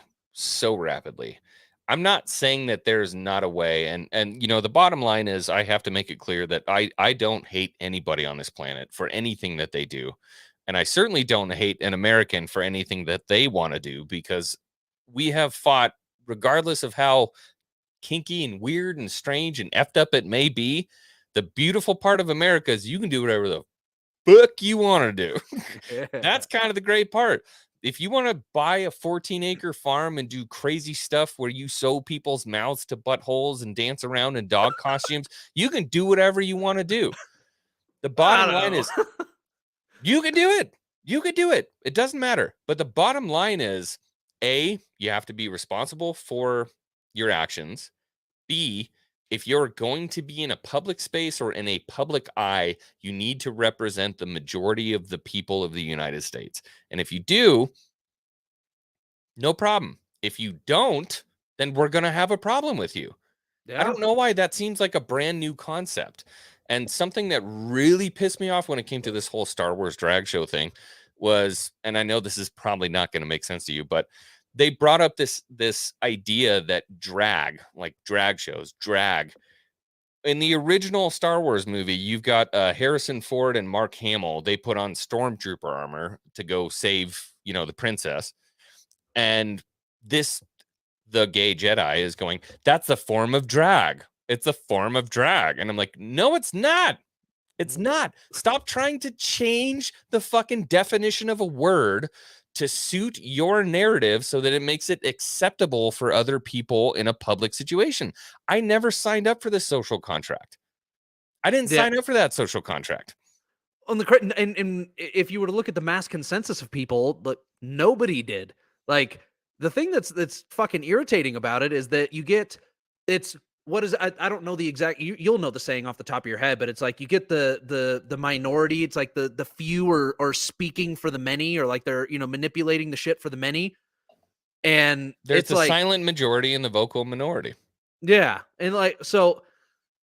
Technically, Stone brought up a good question. He goes, real question, where are the men? There was at least one man who saw that kid being abused, felt conviction, and still sat quiet.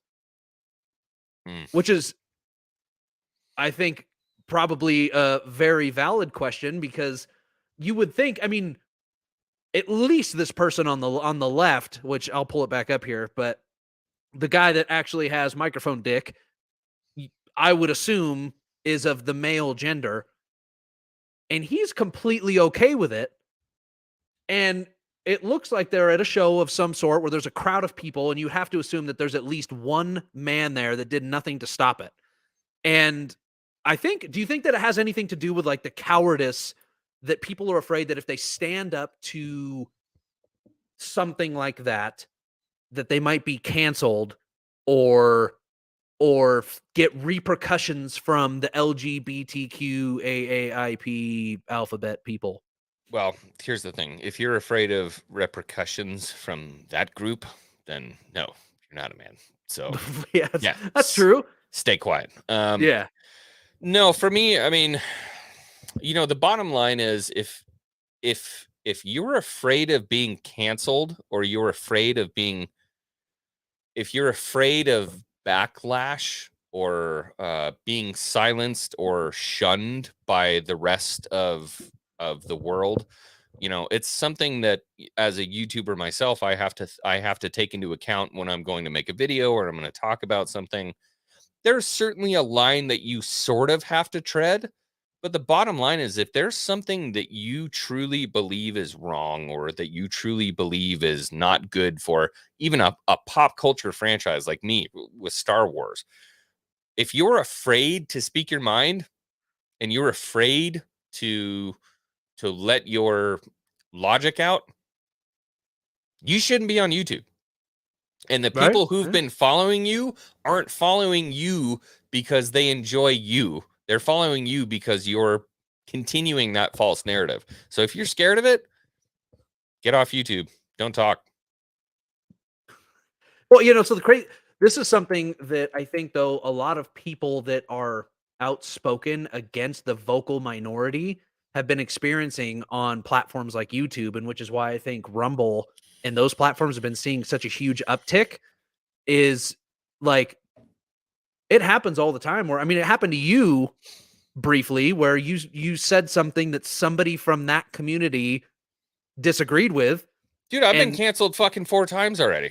That's what I mean, is they try and shut you down. And like that, think about it. You're a smaller YouTuber, as am I, obviously much, much smaller. And there's people that have hundreds of thousands or millions of followers that get fucking shut down immediately because they say something that just happens to ruffle the feathers of one person.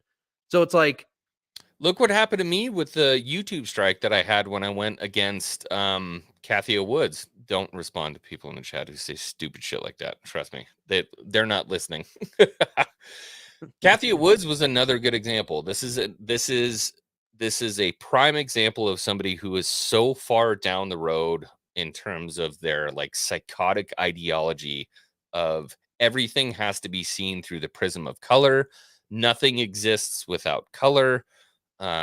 We cannot coexist unless we only see everything through the prism of color. And so I made just kind of like a little shit post. I was like, hey, I don't think you're as smart as you think you are. And she went after my channel, and obviously there was a little bit of kickback because, Ryan Kinnell has always been a very outspoken Republican and somebody who's I consider a friend of the channel. He was in my members only chat, the other day talking about some stuff. And as soon as they see that, they sniff red, they smell Republican. They have any idea that you might support anything which Republican has completely lost its meaning completely. And I think Democrat has lost its meaning completely.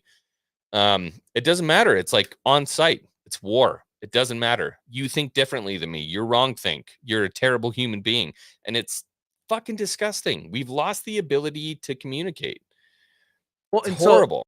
Dude, it's gotten to the point now where people are intentionally disagreeing with somebody on the opposite end of the spectrum. Like, a Democrat could say something that makes sense to me, and I feel compelled to disagree with them because they're a Democrat. And I'm not saying that I do that, but it's like, the Democrat's dead.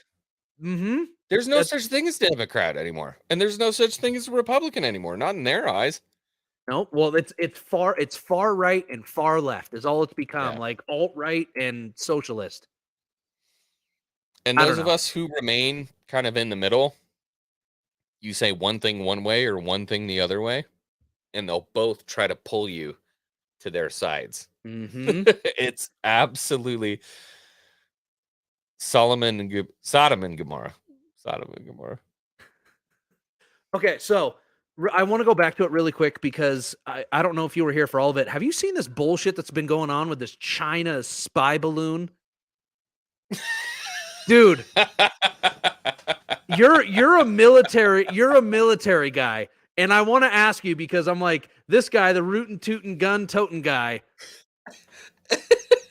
Is that it's like the Bushmaster tank that Russia just put out. I don't know if you've seen it on TikTok.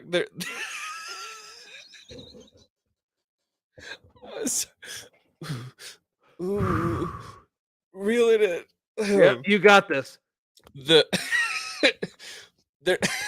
There's like this posturing from these countries that are like, we have the military technology. It's like, dude,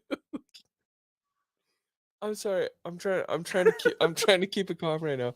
I don't want to talk about it forever. I just wanted to see what you thought on it because you missed the whole conversation, dude. I was going off. But it's just kind of, I thought it kind of tied in a little bit to what we're talking about. Fucking Democrats. Look, the bottom line is we don't have healthcare for a reason in the United States. Like, they keep putting out these Risman. What's up, brother? Good to see you, man. They keep putting out, and they're trying on like TikTok too. Like, Russia is trying to push basically propaganda on TikTok about like this amazing technology that they're going to push out. And it's a fucking joke. It's hilarious. It's like India. Did you see that? And I'm nothing against India. I'm sure you guys are great fighters, super awesome. But I mean, like, they put a 60 millimeter mortar on the back of a fucking camel. Like, the second you send one down the tube, that camel's gonna fucking fold in half. Like, dude, are you kidding me? I saw that video and I was like, there's no way this is fucking real, dude. There's no way. It was like 16 square feet of earth when that 60 claps off. Like, you're out of your fucking mind. And then Russia comes out with this, like, it's a tank platform with two, I would have to imagine it's like 20 millimeter cannons on it. It's like a Bushmaster, it's an anti-material rifle. And dude, those things they go fast for sure. But like our like little armored carrier troop, like fast movers have one on top of it already. Yeah. We already got one, like an APC that fucking moves around and just like, you're just like, hey, we got to go from point A to point B. Like, what do we got for armament? Like 50% of what that gigantic fucking tank has. Like, you're out of your mind. And they've already been absolutely destroying it with javelins. So I don't understand like Russia's big stance. Like, we haven't shown you half of what we have. Like, you kind of did though. Yeah. You Well, kinda I did. don't know. There's been like, I don't know. There's been like a lot of talk about that shit that I think is a little crazy. Oh, hold on. Don't be afraid of Russia. The GDP of Florida is higher than the GDP of fucking Russia, the entire country. Fuck you, Rissman. I have something to say. Cancel this live stream. Cancel yourself, old man. Yeah. Can I grab a beer? Do I have time? Yeah, Okay. do your thing. I'll be right back. Okay. Going back to cancel culture really quick, because that seemed to be good conversation, and I can't get over it. I just happened to look back over at my screen on the left, seeing the picture of the freaking kid. This one, for those of you who haven't seen it yet. Oh, hold on, X-Wings. He's still here. There's this stuff. The kid singing into the dick mic. I think we need to figure out the fuck is going on here. X-Wing, I'm on the wrong tab. I'm trying to find the right one. Don't mind all my fucking stats. Where is it? I don't know. I'm going to go back. So, the thing that blows my mind here, stop showing us that shit. The thing that I think that is the most concerning is that, like we were talking about before, is that if you were, who was that guy? So that's my real good friend X-Wing. We've known each other for over a decade. He has a small YouTube channel. Let me see if I can post it in the chat here for you. Small as in it's real small. A lot bigger than mine. Here, where's your? Can you post your channel in the chat for these peeps? They were asking. They don't want to watch Star Wars shit. Well, he was the one that was talking about it. Look, he's right here. Oh wait, maybe. I think it was more of a who is that guy? Yeah. Oh, could be. Who the fuck is that? Who the fuck was that dude? I was trying to go back to the cancel culture thing, because we were on a good talk there, and then I, for whatever reason, completely fucking went on the wrong thing, going back to the China balloon, only because I was thinking military. But tell me about this Star Wars drag show that you were talking about. When is the event happening? And is it confirmed that this drag show is happening? You hold on literally 2 seconds. I have to write this message. It's going to take 2 seconds. Here. Okay, please hold. Here, we'll do this while we wait.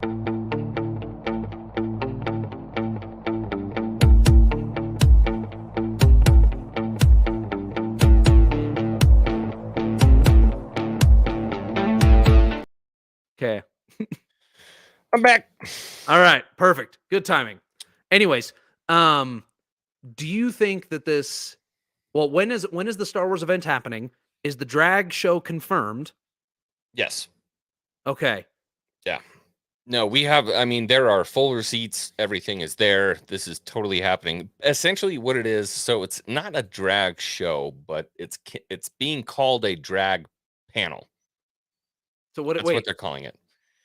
So like most of these conventions, the nerd conventions, they do these like panels, right? So you have like actors who come out from previous movies, you have writers who were coming out and talking about books and stuff like this. And there was a person on Twitter called That Gay Jedi. Okay. You think I'm fucking making this up? So That Gay Jedi puts out a tweet that essentially says, I thought in my panel got approved for Star Wars Celebration, and it's a drag panel.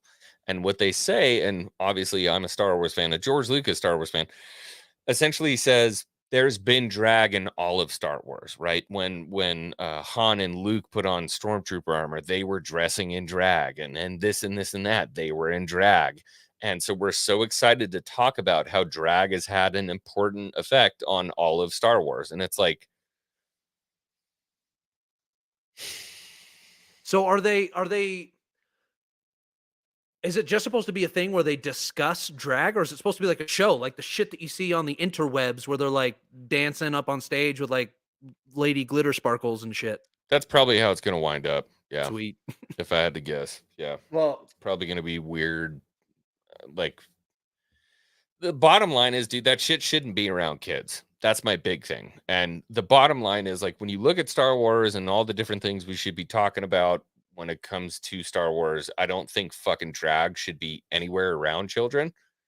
And dude, a Star Wars Celebration, you got, you know, adults who are bringing their kids to try to show them Star Wars for the first time, and there's going to be a dude who weighs 275 pounds and nipple pasties and a corset running around. I don't think that's a good idea. yeah, well, you know, Personally. the thing that's wild, dude, is so 2 years ago, I took my wife to Florida, to Miami for her birthday, and we were walking down the beach, and there was a bar that was like I would assume it's a gay bar or whatever, but they were having actively having a drag show. And in Miami, when you're on the beach and there's all these, you know, it's like the ones with all the LED lights on them outside, like from the 80s or whatever, or the 70s. Probably even earlier than that, 50s or whatever. But you get it's on all of those, and what they did is they extended all of the tables and stuff out onto the boardwalk, or the concrete walkway. And as you're walking down, you see all these bar fronts or whatever, and there happens to be this one. Of course, it's got to be the fucking loudest and the flashiest, but it's this like just of shit going on, and you see, you look over and you see, dude, I swear it's a 300-pound dude in a fucking one-piece like chick swimsuit. 100%. Yeah. Dude, and he's got like the fucking peacock feathers and stuff. And like you said, dude, there's like kids walking down, and he's like trying to do the splits and rubbing his ass in people's faces. And I'm like, I feel violated for you.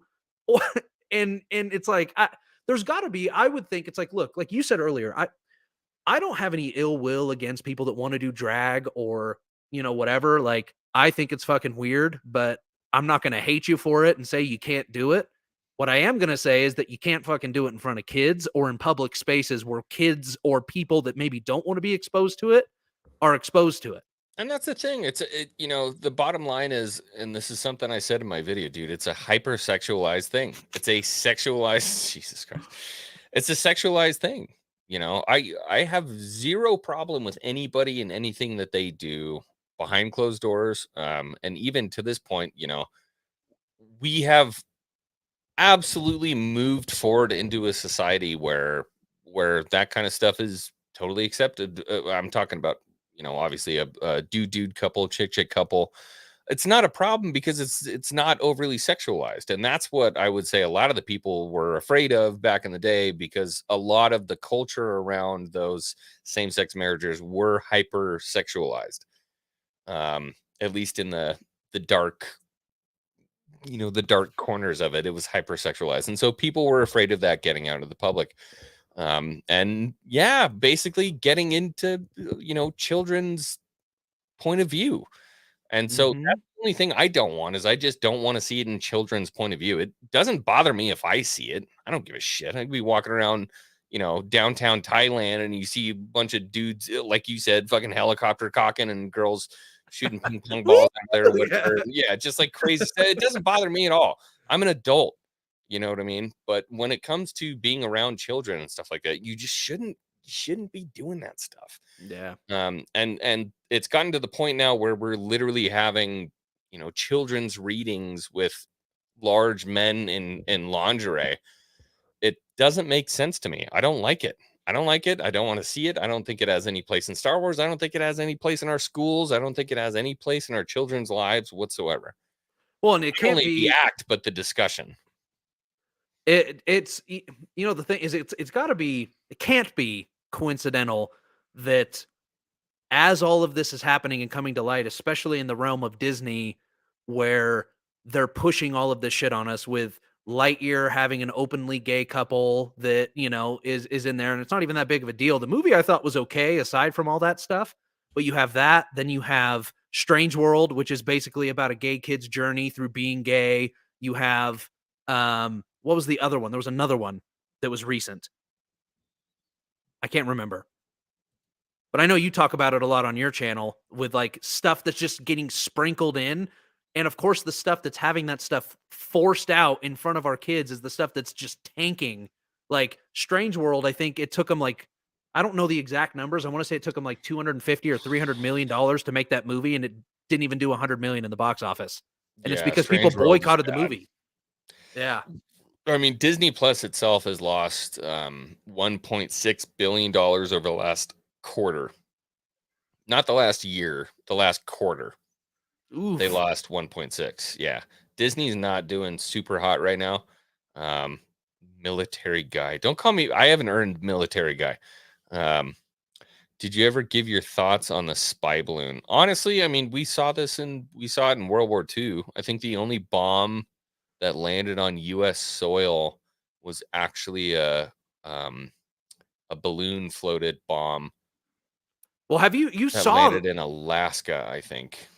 You saw the article, right? That there's 2 Chinese spy balloons right now flying over their whatever. That's fucking adorable. Wait, A we spy don't. balloon. I know, right? Isn't that cute?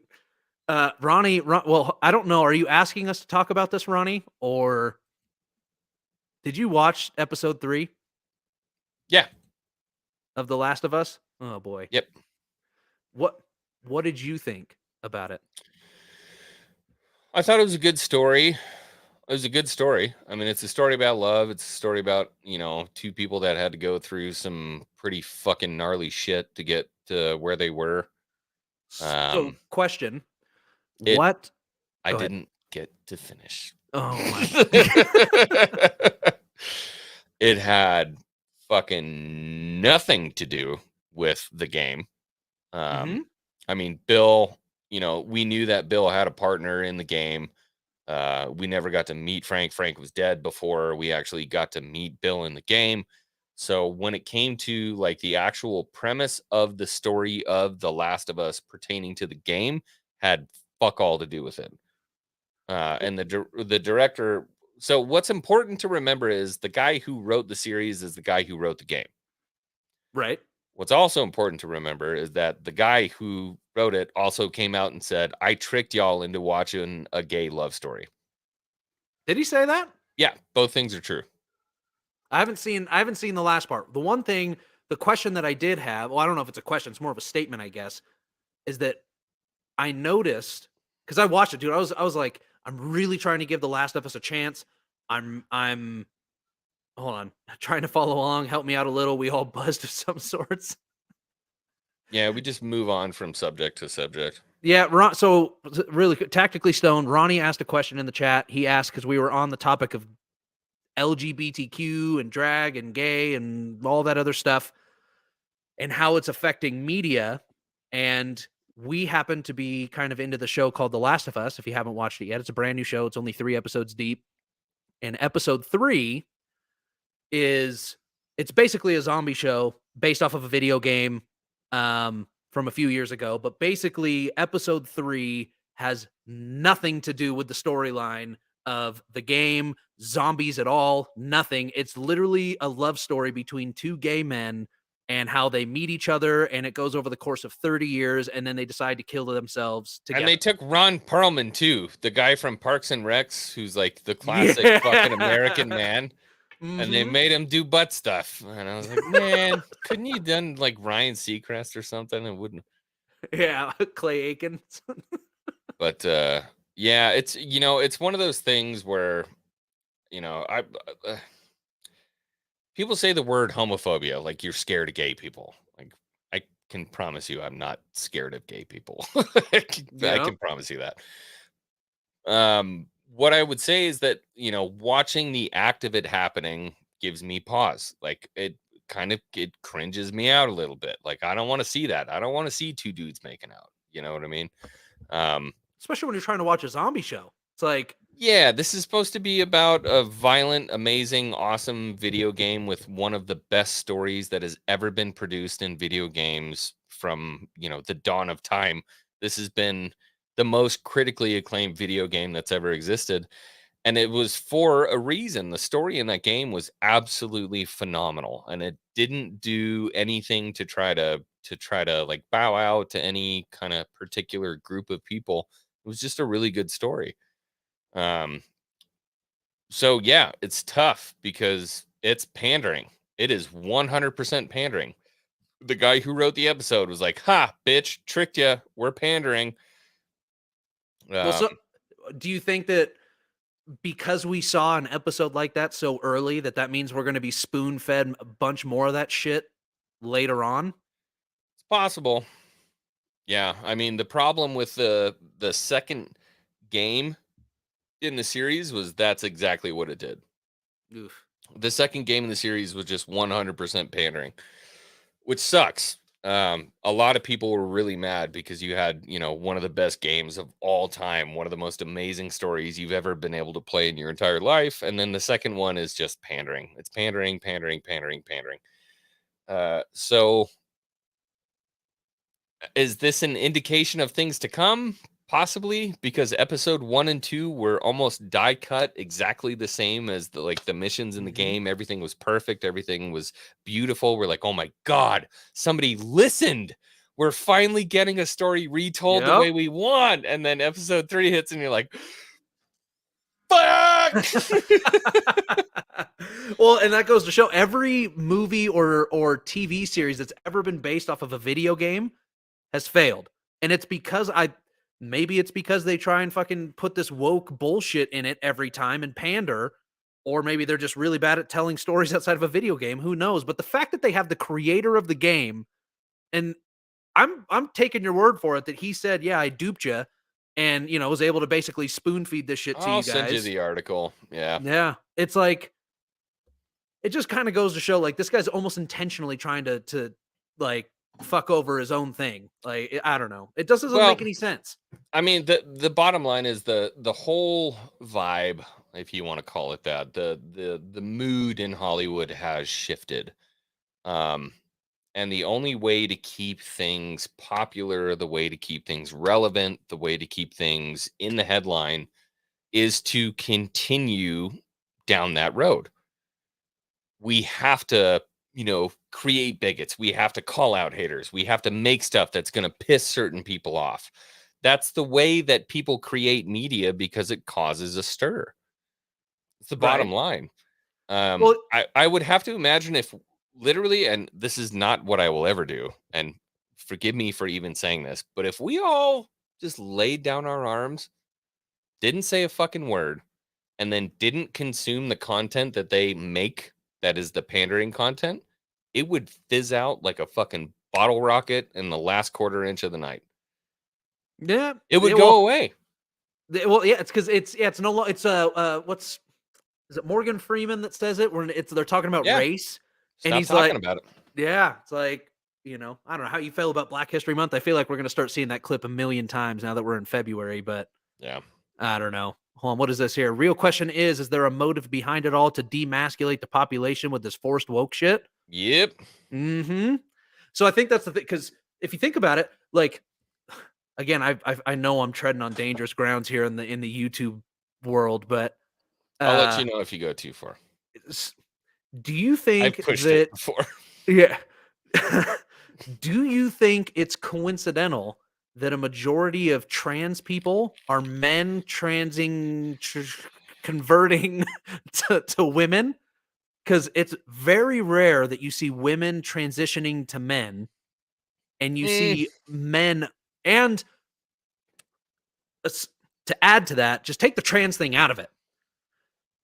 Do you think that it's like men are being demonized left, right, and sideways in every aspect, everywhere, by trying to force masculine traits on women, and then to demasculate men by demonizing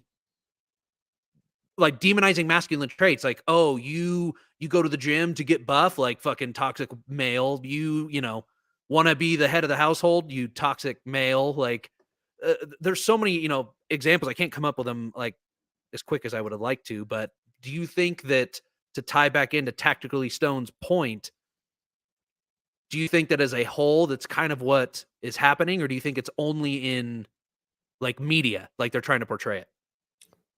Two sides of the same coin, I would say. So, I mean, in popular media, TikTok, Instagram, Facebook, stuff like that.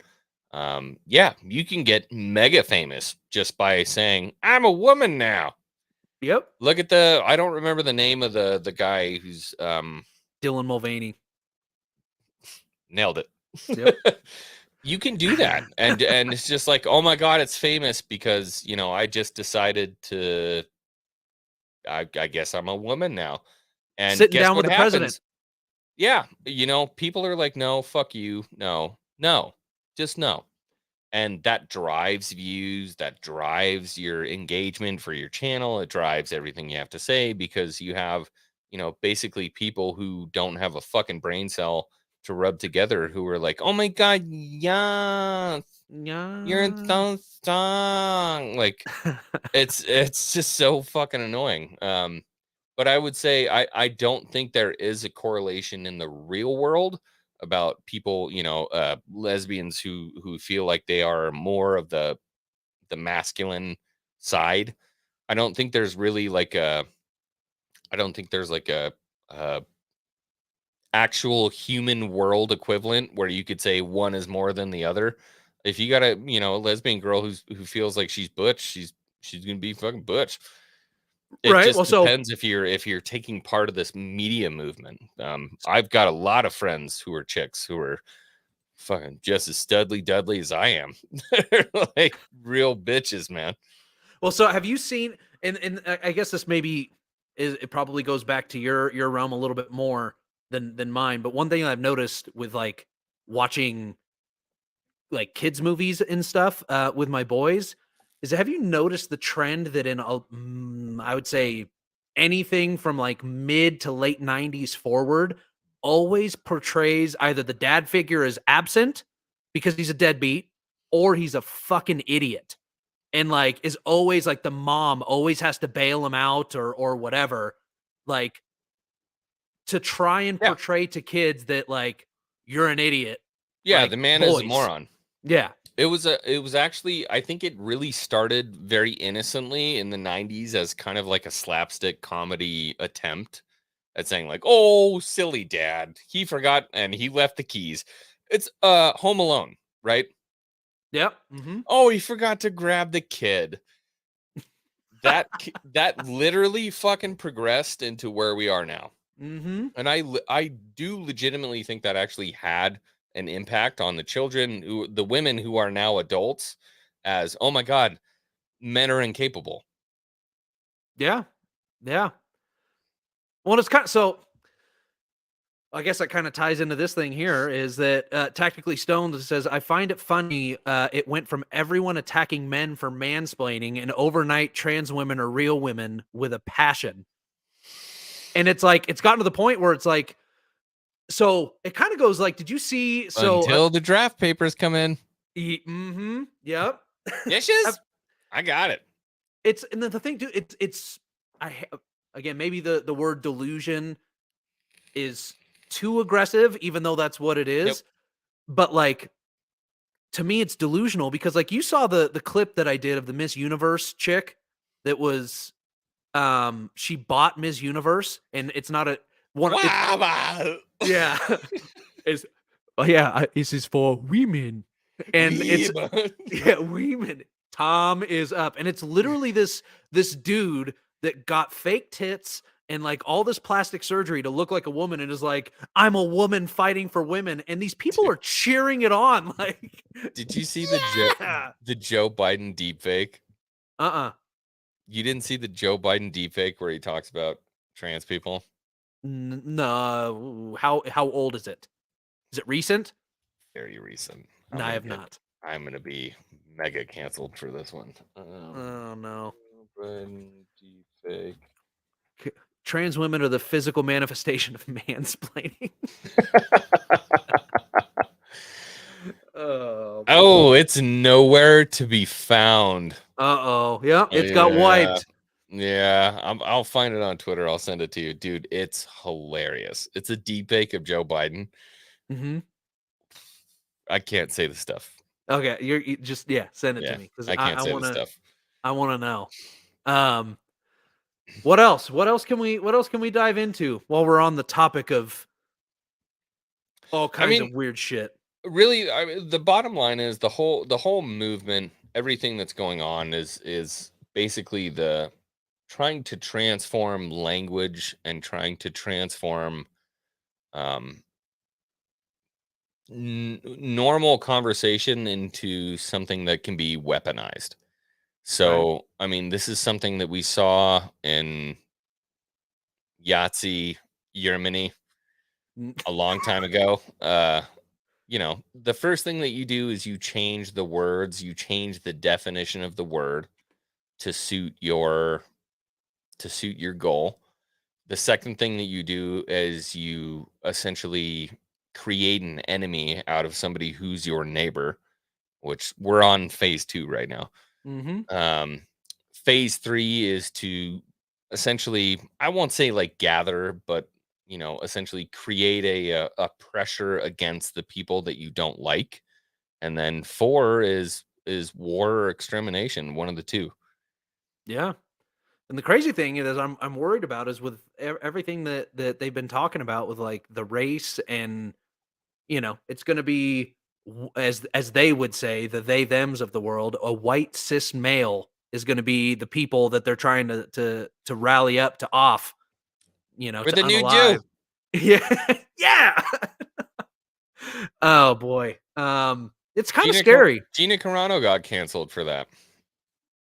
Wait for what? I know she got canceled, but I don't know exactly why. She said exactly what we just said. You know, there's yelling in the street. People don't want to see, you know, look at her tweets. It's the reason why she got fired from Lucasfilm. Publicly, she was embarrassed by Lucasfilm, and to this day still receives, I mean, deaths, Words. death threats on Twitter, Right. for basically being wrongthink. Yeah. Well, it's really kind of sad because it's, I watch these videos all the time and I wish I could think of a specific example right now, but you get these people that are in like these congressional meetings or whatever, and they're literally like, so you want to deem this as hate speech or this is whatever, and it's like, can you explain to me the definition of hate speech or whatever? And it's like their broad definition is anything that is offensive. And then Jordan Peterson did a little clip on that where he sums it up and he's like, you could literally say anything that would be offensive to somebody somewhere. Like, so what are we just going to cancel all speech? Like, well, I don't know. Racism has been also changed. Mm-hmm. Do you see? I got a guy that commented on one of my videos. I just did one that was like, do white people experience racism? And some dude commented on there, and well, there was a lady that was in there that was like, white people can't experience racism because they have all the power. And I'm like, wait, what? And then some dude was like, well, yeah, because systematically, like, if you experienced racism from a police officer versus racism from a clerk at Walmart, which one would be worse? And I'm like, both. Both are worse. Racism of any kind is bad. Just because a police officer is racist doesn't make it any worse or any better than if it was, government official or a fucking homeless dude. Like, that's bad. Yeah, somebody had put that, oh gosh, I think it was, did you see when my Kathy Woods tried to take my channel down? And she's like, and she sent her Goonies, and they're like, you don't understand racism, sir. Not even wearing pants. Because Black people have never been in a position of power. They're not in the legislature. They're not in the judicial government. And I'm like, you know, we've had like a Supreme Court justice that's been black for like a very long time. We've also had a president who was. And we currently have a vice president that's black. Wait a minute. Doesn't matter. It doesn't matter because they're just not working for my argument. I'm gonna be honest with you. I'm kind of retarded. I don't understand the argument, and I think it really boils down to the argument between a man and a woman. If you try to provide logic, the woman hates it because they don't want logic, they want emotion. The man hates the argument because he doesn't want emotion, he wants logic. Mm-hmm. Yep. It's hold on 1 second. Go to bed, Pax. God damn it, dude. It's always at the worst. Right when I'm about to say something, he comes, Dad. Yeah, like I'm fucking talking. What did you just say just before that? Go to bed, Pax. Before that, before I rudely muted and turned away. The difference in the argument of emotion and logic. Oh yeah, so that's one thing that, like, dude, I get in arguments all the time with my wife because I'm like, and I've had to learn. I'm sure you've heard this lately that people do, where it's like, you get in an argument, or your wife comes home and she's sad or whatever, and she has a problem because she had a conflict at work or something like that, and you do like what I've been doing recently or been trying to do, and it's fucking impossible. It's like, okay, do you want me to listen or do you want me to be a problem solver? And it's like, listen. No, I just want you to listen. It's like, okay, then I will not try and solve your problem. But like, it's like in our nature to just be like, problem must be solved. Where for them, it's like, no, I just want to be emotional and vent. Very much the problem plaguing the world today. And the problem is, you know, as men, we're like, well, let's solve it. But there is this massive effeminate wave of the problem isn't the problem. You're the problem. That's the problem. And it's like, so what do you want me to do? Just blow my brains out? And they're like, yes. And I'm like, well, fuck you then. No. Yeah. Well, then it's yeah. Bitch, where do you think you got the chickpeas for your fucking burger at Chick-fil-A? No. Dude, you don't get to order a fucking vegan Chick-fil-A chickpea patty and then just say, like, men don't need to exist. Who the fuck grew those chickpeas? Fuck yourself. You know who it was? It was dude in square-toed boots working their fucking ass off all goddamn day. So suck your own fucking dick. Get out of here. Dude, I wish I would have had your fucking stupid TikTok video queued up right there, where it's like, the only difference between a garbanzo bean and a chickpea is I've never had a garbanzo bean on my face. Oh boy. Anyways, that's like a whole other live stream right there, just fucking ripping that shit apart of like, I mean, we could appreciativeness of America and where your food comes from. Well, just dude, the appreciation of men in general. It's like, fuck, dude. It has nothing to do with. I mean, it has everything to do with like the food, but it's like when you talk about men and the shit that like, you get these people that are like, yeah, like fuck you, man. Like you're toxic this and toxic that, and it's like, okay, well, let's just assume somebody breaks into your house, which is probably a man. Who are you gonna call? Not even that, bro. Go way back. Go way back. You like that purse? What's it made of? Leather. Who raised the cow? Yeah. Who stitched the leather? Yeah. Fuck yourself. Yeah. Who fucking made the roads that you get to drive on to go pick up the purse from the store? Who made the electrical lines to make sure that the stitcher would be fucking ready to go to stitch the purse? Who made the ink? Who made the dye for the purse? Yep. Tell me. Was it a woman? Tell me why. Yeah, I don't. It's a lot of bullshit, man. People are very unappreciative of the people that go through it. And, you know, I got in my youth, I had to deal with a very small amount of it. You know, I worked with cows. I had to deal with slaughter. I had to deal with all that shit. Yeah, when you go to your Arby's or your fucking Red Robin and order your burger, you got to realize there's thousands of man hours in that beef. Yeah. Shit you couldn't even dream of doing. So, yeah. So fuck Ronnie, off. Ronnie, to answer your question, X-Wing slaughtered the cow. It was me. I branded it before I slaughtered it. I slaughtered it. Oh boy. Well, we could keep going if you want, dude, but we don't have to. I could talk about this shit for fucking eons. I'm chilling. I'm trying to think of other topics, dude. Cause I don't know. And it's 11:17. Ooh, man, I'm getting into old man territory now. I lost my vape cover. It's probably better. Should be smoking a cigar anyway. Yeah, I mean, the bottom line is we have been perverted as a society to think that masculinity is a plague and not a blessing.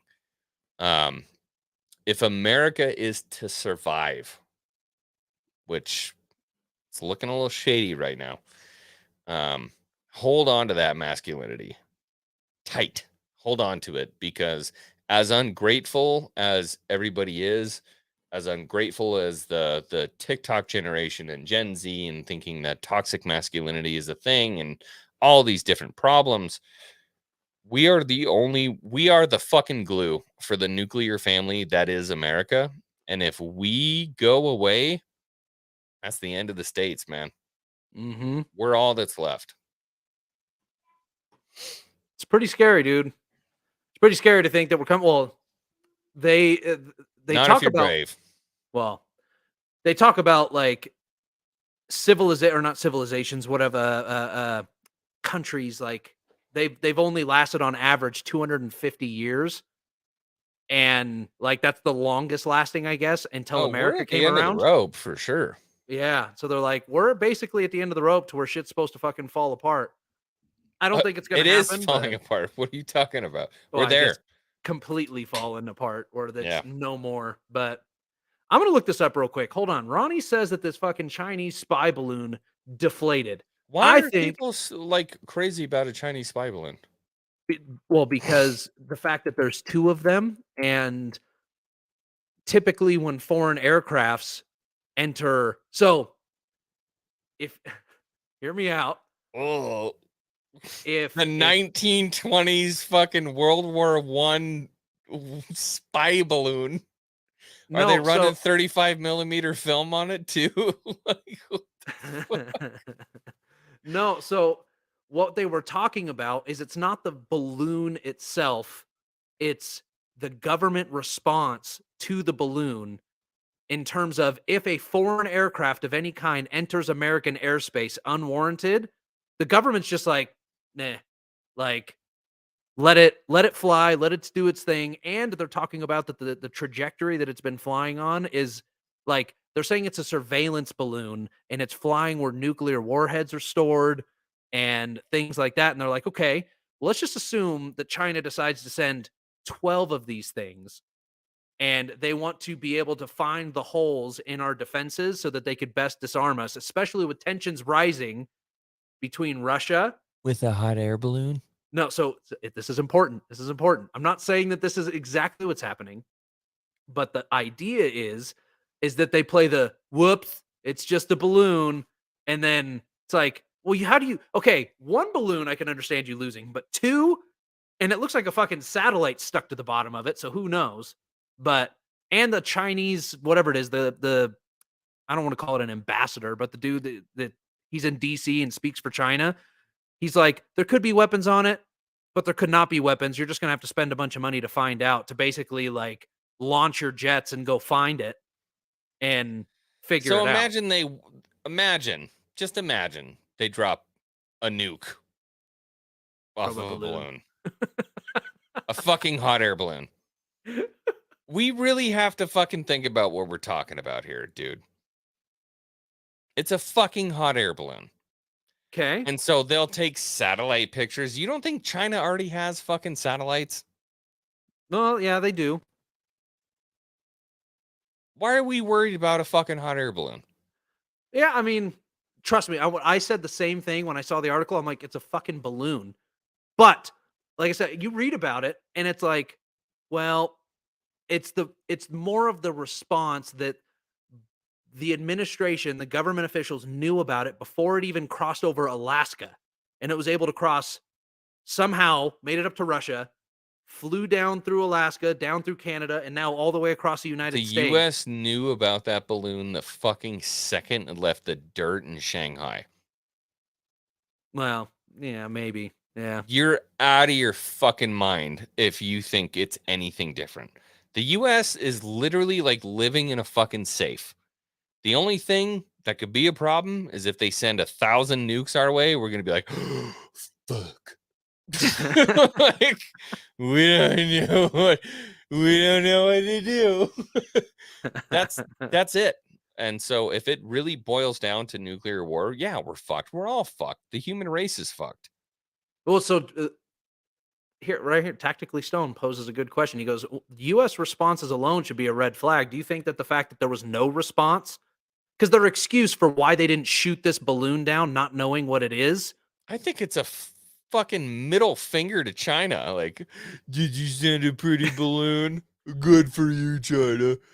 No. What could they possibly store on that balloon that, A, if you're dumb enough as a defense department to send reconnaissance equipment on a hot air balloon that is clearly going to be shot down over enemy territory, unless you've already triggered some kind of a thermite grenade on it so that when it lands, it's going to blow, which they should if it does. But we'd be able to pick it up before it hits the ground. Then why did they let it cross our airspace in a time of world tension, bro? So let me explain this. Let me explain this to you really quick, like I was explaining earlier, because it's kind of like a conspiracy, and I have to say This is not the 1960s. It's not the Cold War. No, absolutely. But this is what I'm saying. So if you let's just assume China wants to see how far they can go, and they say, all right, we're going to say, whoops, even if it is just a fucking balloon. I got you. Let's see how the U.S. responds. Okay. And there's no response. They just fucking let it happen. Yep. And we already know that the Bidens are in bed with China. They have interests there and all that other bullshit. No, I mean, move on to step 2. So if they had America's best interest at heart and wanted to give the big FU to China, like, whether it's a fucking meteorological balloon or not, it shouldn't have made it this far to begin with. I'm asking what the next step is. You're like, okay, they're testing us. They're testing our airspace. What's the next step? So what if they do happen to find holes in defense, which is small, but let's just say that, or they say, okay, they're willing to really quick. What probing of air defense can they do with a hot air balloon? It's not the probing of defense. It's whatever. Have you seen the picture? Like, I don't know what's on the bottom of it. Nobody does. It's 60,000 feet in the air, and it's the size of 3 school buses. What if whatever contraption is on the bottom is basically just scanning something of some sort? I don't know. And I'm trying to articulate what's going on in my brain, and I'm doing a horrible job at it. But let's just assume they're just gathering data of whatever, surface it's flying over. They're compiling that, but they're also using it as an opportunity to say, okay, how far can we fly this thing before the U.S. takes any sort of action, which is none so far. And then they say, okay, well, step 2 is, what if we were to send other aircrafts, not necessarily fucking balloons, but other aircrafts? Fighters? I don't know. I mean, anything. Like, what if the next step is a bigger balloon? I don't know, but like, not a bigger balloon. Yeah, I know. I'll tell you what's going to happen if they send MiGs over. If they do whatever if Russia decides to give China Suos or whatever the case may be, who gives a shit? They put their next gen stealth fighter over the coast of the United States. They'll be flying recon and looking, and they'll go, "We don't have any tails," or "We don't have any tails." And then there'll be an F-22 that just shows up right behind them, and they'll be like, There, dude. I it's hard to explain. This China blimp is gonna go into It might. the annals of history as they were like, well, maybe I have a good idea. Maybe we send a balloon and then not think about it. Well, It's fucking retarded. Think about it. Google Earth and Google Cars can give you real-time, legitimate map, fucking 3D, everything you would need to make any kind of assault, whatever the case may be, air defenses, whatever the case may be. If you have a perfect map of the west coast of the United States, it doesn't fucking change anything. right. Well, yeah, I agree. And so, again, what if it's just poking the bear as like to whatever action the United States takes is wrong? Because let's just say like what they're doing is what I'm saying. What I'm saying with that is like let's just assume we didn't shoot it down, and now China says, "Cool, well now we could do something like you said, send a fucking fighter of some sort over the coast." And That's an act of war. well, that's what I'm saying. What if that's what they want? Why would you send a balloon? Because if you want to commit an act of war, fucking commit an act of war. I think What's the point of the balloon? Because I think they're trying to have it be on the U.S. as the one that starts the war, not China. So you send a balloon, which doesn't get shot down, and then you send fighters to the coast of the country that you're trying to declare war on, and the guy's like, hey, why do you have fucking fighters here? You shoot somebody down on the coast of your country, and they call that an act of war? Yeah, I know. I mean, both sides make sense to me. I'm not saying you're wrong and I'm right or whatever. It's weird. It's probably the best way that I can put it. And it's not that they're, like I said, if it was one balloon, I would have been like, it's one balloon. Like, yeah, it was probably a fucking, cloud balloon that was, or, a weather balloon that floated away and whatever. It's the fact that there's two so close to each other from the same location, supposedly. It's like, okay, well, you misplaced two of them. I'm not saying they're not doing shady shit. It's fucking China. Mm-hmm. They've been shady for a long time. But I'm just saying, like, I don't think this should be a big, massive revelation. This shit has been going on since the 60s, 70s. Yeah, that's true. This has been going on for a very long time. Very long time. Well, Tactically Stone says it makes zero strategic sense, dude. Piece it together. Last week, China moves forces and it triggers a response from Taiwan to martial defense. 1 week later, we have a spy aircraft in our airspace. Spy aircraft. I know what you're saying. It's a fucking balloon, and I get it.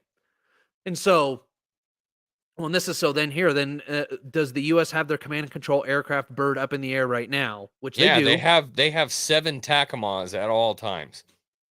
Right. Well, but they're monitoring it, which tells you that they clearly have a suspicion. And so my thought was, well, the government is notorious for only giving us. I think it's you have the whole fucking pie, and they're giving you literally the fucking paper thin shred of the pie and saying it's a Chinese spy balloon. We're monitoring it. Like, I don't think it would be news to the degree if it wasn't as big of a deal as it may be coming across. And like I said, I don't think it is a big deal in terms of what it looks like right now. But I've learned to not trust the government and the information they give away. It's a really good idea. What? Not trusting them. No, I know. Yeah. I don't think they've told the truth since fucking 1918. Yeah, it's been a minute, that's for sure. And it's just scary is not the right term, but it kind of makes you think. Makes me think.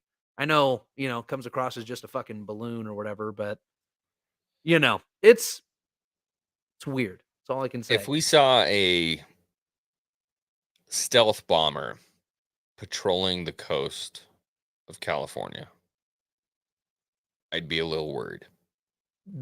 A lot worried, I would think. Yeah, I'd be a little worried.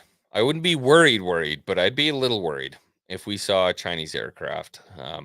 But the bottom line is, before a missile was fired, before anybody opened up, the U.S. would bring some fucking hurt up there and say, if you don't fuck off, we're going to kill you.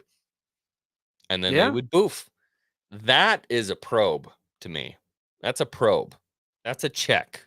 What do we have going on here? How much are they going to give us before we can't get aircraft, close to somewhere to the coast? The bottom line is that it's not Pearl Harbor anymore. It's not it's not 1942. We're not going to miss something on radar. So if there was going to be a full-blown fucking attack and there was an aircraft carrier moving through the strait to the US, we would know every fucking thing they were doing. We would know what the pilots were having for breakfast. We would know exactly how many aircraft came off of that aircraft carrier, where they were heading, the second they would be over land. This is a different type of warfare now. In this information generation, when we have satellites, we have radar that's absolutely fucking stellar. This kind of threat of like, oh my God, we might see something land on our shores without us knowing is fucking asinine. It doesn't exist anymore. Right. Well, and I know that it doesn't exist in terms of the technology, but my question, then in to everything that you just said would be why do you think the government has responded the way that they did with having it being monitored 24/7 by planes and all kinds of shit? At first they admitted it wasn't a big deal. They initially wanted to shoot it down. Now it's, we need to monitor this thing with jets and blah, blah, blah. And we're going to spend all of these resources on something that's not a big deal when there are mounting tensions around the world. Like, it's because there are. And if you've ever worked for any government agency before, which I have, I went to do the service at a Forest Service building. We're not talking about government's defense contracts, anything like that. This is the Forest Service building. Forest Service in Lake Tahoe. You know what I had to do? I had to take a piss test. mm-hmm. I would come in and get a head swipe. They ran a background check on me. There is red tape for everything for any government agency that exists anywhere. You work at the fucking postal office. You better not have a thing on your record. When you have a foreign blimp coming in, floating across the sea, yeah, they're going to fucking scramble F-22s. They're going to monitor it. They're going to check it. They're going to see if it does anything. So far as they know, there could have been an atomic bomb inside the basket of the fucking hot air balloon. You never know. Right. Well, that was the thing. So good old Alex Jones, he made a clip about it, and it was kind of just retarded. like, yeah, he's making the freaking frogs gay. That was Ronnie's joke, because he's like, they're using the balloon to turn the frogs gay. I'm listening. I'll be right back. No, do your thing.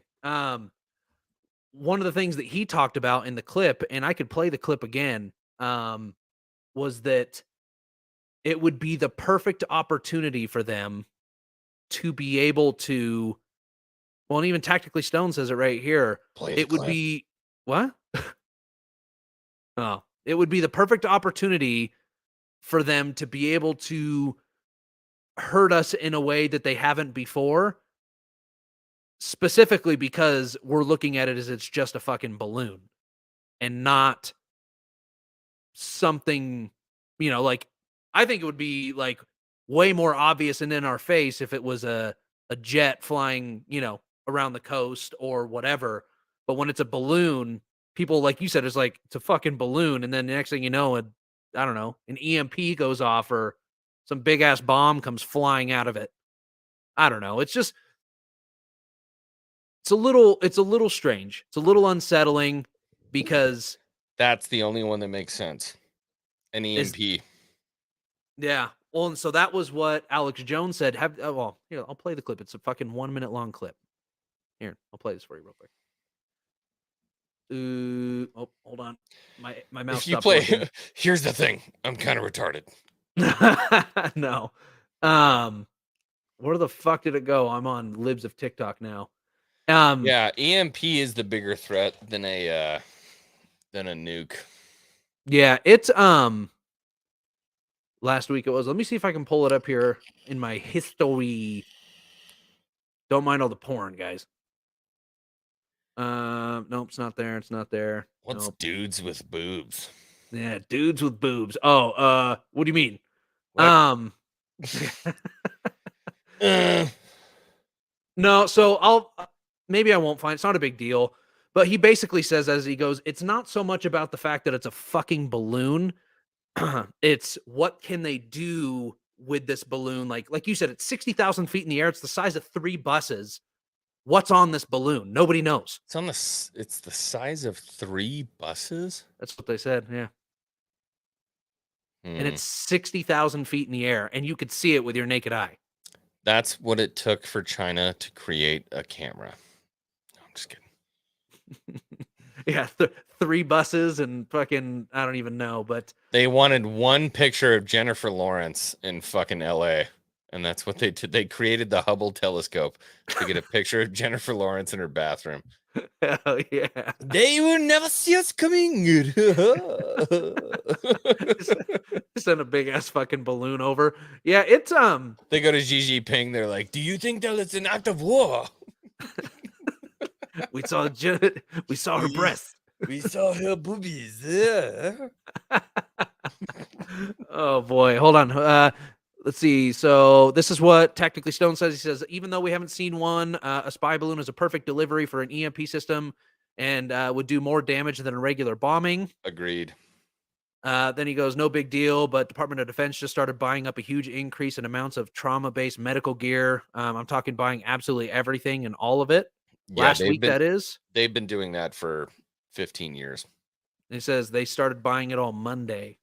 Is there a way to verify that? Do you remember in 2005 when they started putting out the nuclear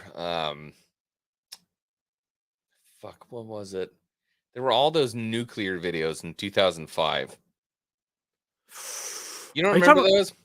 Are you talking about the ones where they were like, if a nuke happened or if a nuke were to hit us, this is what to do or whatever, or this is what it would look like? Yeah, they started resharing them last year, and people were like, "Oh my fucking god, we're gonna get nuked!" And I was like, "Look at the timestamp on the fucking YouTube videos from 2005. That's all it takes."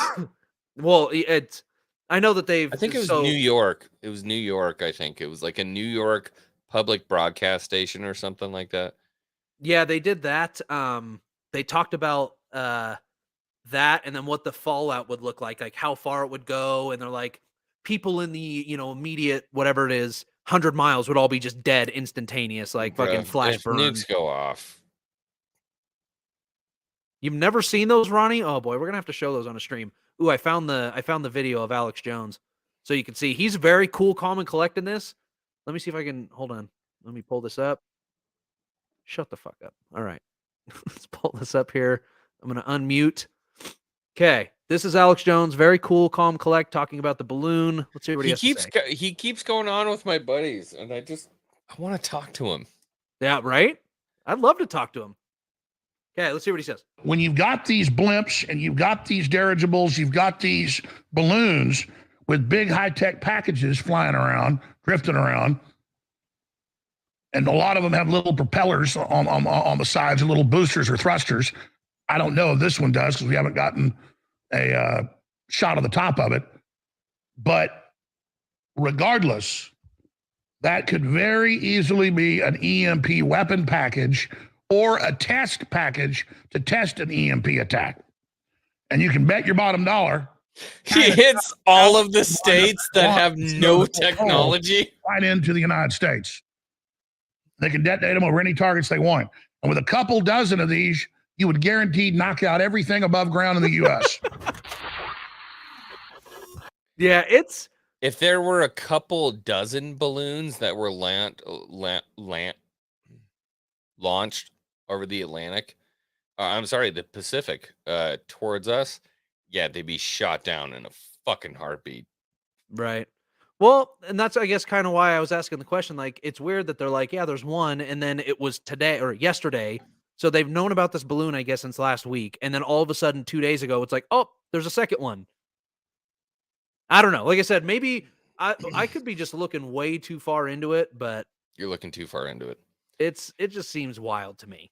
The second something leaves Chinese soil and starts its way into the Pacific, the U.S. knows everything about it. Yeah. Tactically Stone's making some good points. He's challenging it. Says built a 100-yard-ish aircraft and sent it over to the most militarized nation on Earth by a long shot for shits and giggles. Ever heard of enormity bias? So my only thought would be, you know, if you just assumed that would be like, oh my God, America's not going to think anything about it. You should have launched the fucking 12 and not let us know what you were going to do. Right. It's a played hand. So, yeah. Well, and that was kind of the thing is, you know, like you said, is that they put it over the spots that don't like, let me pull this back up here. yeah, look at the map. It goes over like fucking Oklahoma. Yeah, it's that was this one right here. So yeah, this is where it is right now is the green dot, and this is it's any of its expected trajectories. It misses every single financial center of the United States completely. Well, and so this is the population density map, and it came through Montana. And so the reason that this was so suspicious is the response that I was saying earlier is that the balloon came down and all this green shit, there's basically nobody there. And they're saying the reason they didn't shoot it down was because they didn't want it to land on people. And I'm like, you had like days worth of travel where you could have shot it down. Is number one. It's still going to fucking kill somebody. And then people are going to be mad at the U.S. Yeah, maybe. I don't know.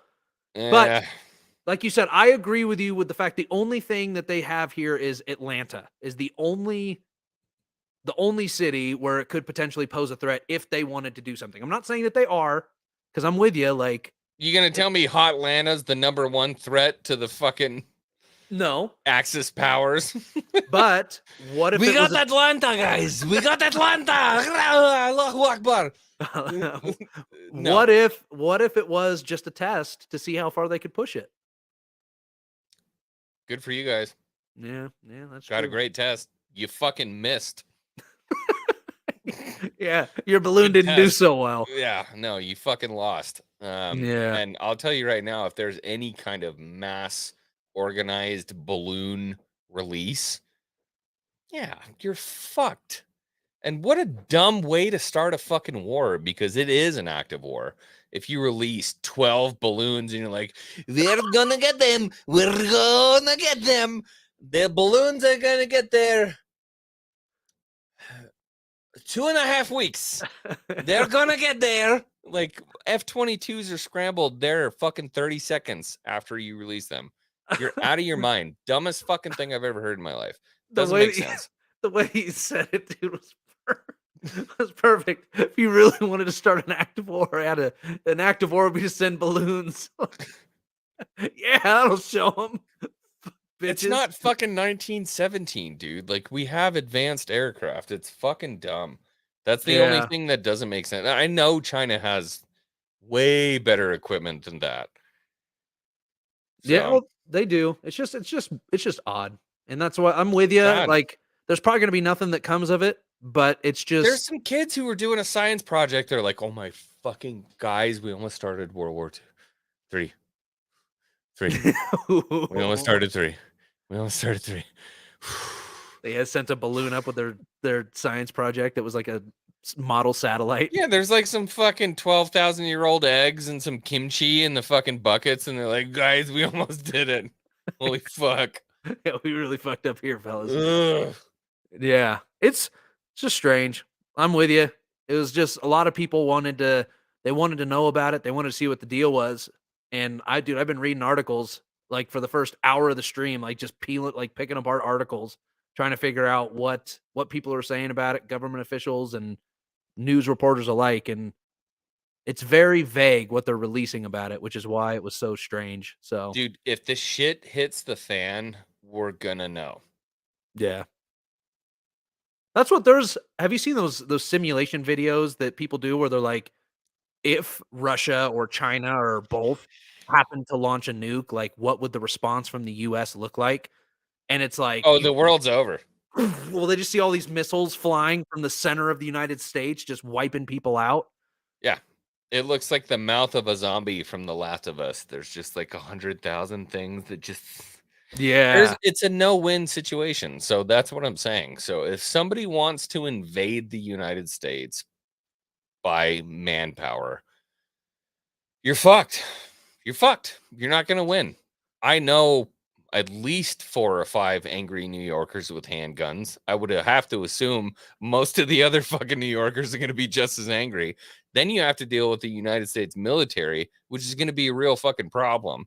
And then once you get past the coastal cities, that's the rough part. Yeah. Now you're dealing with the country boys, and they're going to fucking kill you. Yeah, They're that's gonna right. kill you. So the only way to win is to nuke, and if they're gonna nuke, it's game over for everybody. So Yeah. there's only 2 ways it can go. 1, they try and they fail, or 2, they try and we all fail. Yeah. That's it. Yeah. Tactically Stone says if it's not a weapon, a theory I have, it is recorded and transmitting all aspects of U.S. response. Types of aircrafts, where did they get launched from? What does their air defense really look like? Air cats. He typed air cats. Oh yeah. No, yep. Air crats. Yeah, that's what I'm torn. So I You think don't. a balloon is Google Earth does a better job than a fucking balloon. Well, so the different. Have you looked at have you ever tried looking at like military spaces on Google Earth? It's all blurred. Yeah. Yeah, they blur it Oh, is all it? out. Yeah, you can't see anything. They're Okay, very careful. Okay. So they find out that there's 35 aircraft at Fallon. They'll be moved in a week. That Yeah, true. balloon got there a fucking week late. That intel's done. It's so fucking dumb. Like satellites do that like that. And I know Chinese intelligence has satellites in the area that record every single position that we have. Yeah. The balloon is a non sequitur. It doesn't make sense to me. Unless they were just like, we all shit in buckets. We're going to open up those buckets and we're going to poop on you. Like, Ooh, okay. Good job. V-Base says they are already here buying land. There are more Chinese with 2 million in the bank than Americans have. That's true. You know what's That's weird? the other thing too. Yeah. I don't know. It's so many weird things are going on. That's all I could say. Is it's impossible. You know, like I said, I feel like I have a tinfoil hat on 24/7 now. Or it's like, ooh, conspiracies. I feel you, and like I totally get it, but I don't trust my government at all with my Yeah. information. If there's one thing I trust my government with, it's that we're going to be fine if some shit goes down. Yeah. They'll Well, do fine. Kim Jong-un said it best. He goes, "You'd be an idiot to invade the United States because they have a gun behind every blade of grass." And that was not Kim Jong-un. Are you sure? Yep. Who was it? Emperor Hirohito in World War II. Are you sure? Because maybe Kim Jong-un Positive. repeated it. Yeah, he probably repeated it, but that was definitely Hirohito.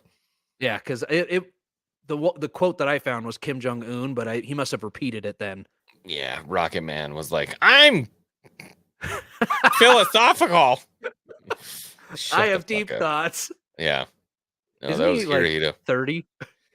He also said, I fear all I have done is awakened a sleeping giant and filled him with terrible resolve. That man was a thinker. He knew what was going on, and he knew what he did when he bombed. He thought he could. And here's the thing. That was the 1940s. He was like, I hit America, and he was like, fuck, I hope I got them enough so that they don't fuck me. That's what he said. And he was like, I would have invaded, except there would have been a gun behind every blade of fucking grass. That was Hirohito. He was like, dude, he knew exactly what he was up against. It's 2023, bitches. And we ain't had healthcare for a hot minute. So, yeah. Yeah. Nukes are the only way to go. It's true. Now they have like the precision, whatever, the tactical nukes. Yeah, they keep trying to say they got these supersonic fucking missiles, but We also have 747s that literally have now declassified fucking lasers on them. Yeah. Mm-hmm. We have at any time, I don't know how many they fly, but literal 747s, like a Southwest plane, they have a big fucking laser on the front of them. And as soon as they see a nuke is coming, the lasers focus on the nuke and they just go, and they just blow the fucking nuke up in the air. And that's archaic. That's like 80s, 90s technology. Is it? I know that VRAM that they have, or it shoots like that. CRAM. I thought it was VRAM. Oh, CRAM. Yeah, and it's like every 7th bullet is a tracer, but it it looks like a fucking Mushroom Kingdom top with a dick CRAM sticking out of it. CRAM. Yeah, that's right. CRAM. Yeah, that's those. Yeah, it's nuts, and it's like you don't even realize it's completely fucking. Its accuracy is horrible. Yeah, and you only see the tracers. Yeah, and it's 7 bullets between every tracer round. Yeah, it's fucking ridiculous. Man. Yeah, but yeah, Israelis like, we have the Iron Dome. I'm like, bitch, we got the fucking titanium dome. Ooh, lots of cards at work here. Bet this balloon is the straw that breaks the dam. It could be. It's really tough to set. Like, I'm with you, X-Wing. I don't think that it's going to be that big of a deal, but I think everything's kind of on the table at this point. I don't think that we can, completely write it off as nothing. I'll be honest with you. We've looked at the talks between Russia, Ukraine, China. I've listened to the UN talks. China is not about this. I think they would be stupid to do it. You are going to cut your one supply, essentially your supply of revenue to your country. Yeah. China only exists because we're consumers. They are they're producers, we are consumers. If you go to war with America, you're fucked. Yeah. You're fucked. You have nothing. You have no revenue income. You can feed your people through a war, I suppose, but when the war ends, where does your labor force go? Well, unless we don't fucking get this debt ceiling raised, then we're fucked, because then all military spending goes. It's gone. All spending's gone, but I don't know, man. I just like for humans to stop fucking killing each other. Yeah, that would be great. Yeah, that'd be cool. Yeah. The aliens will just come down. They're like, bro, you did it, guys. You did it. You stopped killing each other. Like, woo! We get to join the Galactic Empire. Sick. Oh, boy. I feel like we squeezed all the juice out of that fucking orange as best we could. You know what I mean? Look at this. Look at this. Somebody come look at this. How did I get a part in the middle of my... What the fuck is that? If you have a problem figuring out whether you're for me or... Oh, wrong one. Oh, God, that guy. We didn't even talk about fucking Joe Biden. Don't you understand, you dumb son of a bitch? God bless him. Dude, that guy. Supposedly he's running again. Well, he is running again, but we'll see. So if he does, they'll slam him so hard in the media, he won't win. Yeah. Yeah. It's a bitch. I got a shit. Yeah, I think we're gonna call it here, everybody. This stream went far longer than I thought it was ever gonna go. Please, please, please like this video, subscribe to the channel, click the notification bell, because we are going to come back. Well, I don't know if X-Wing's going to join on the fun again, but I'm going to definitely come back. Oh, I'll be here. Yeah, we're going to do some more of these streams. It's a lot of fun talking about the stuff, and with all the mounting tensions around the world, there's going to be plenty to talk about. So with that, y'all, I hope you have a wonderful stream or a wonderful night. Before you go. Yeah. Ronnie, tactically, and I missed you, V-Bass. Before you leave, please hit a comment in the comment section before you leave. Extremely important. Put a comment down. Tell me, what are you so afraid of? What are you so afraid of with the balloon? Yeah. Oh, and go subscribe to X-Wing's channel. Just search X-Wing. Yeah, do it. Do it. if you like Star Wars. All right, everybody. We'll see you on the next one. Have a great night. Bye.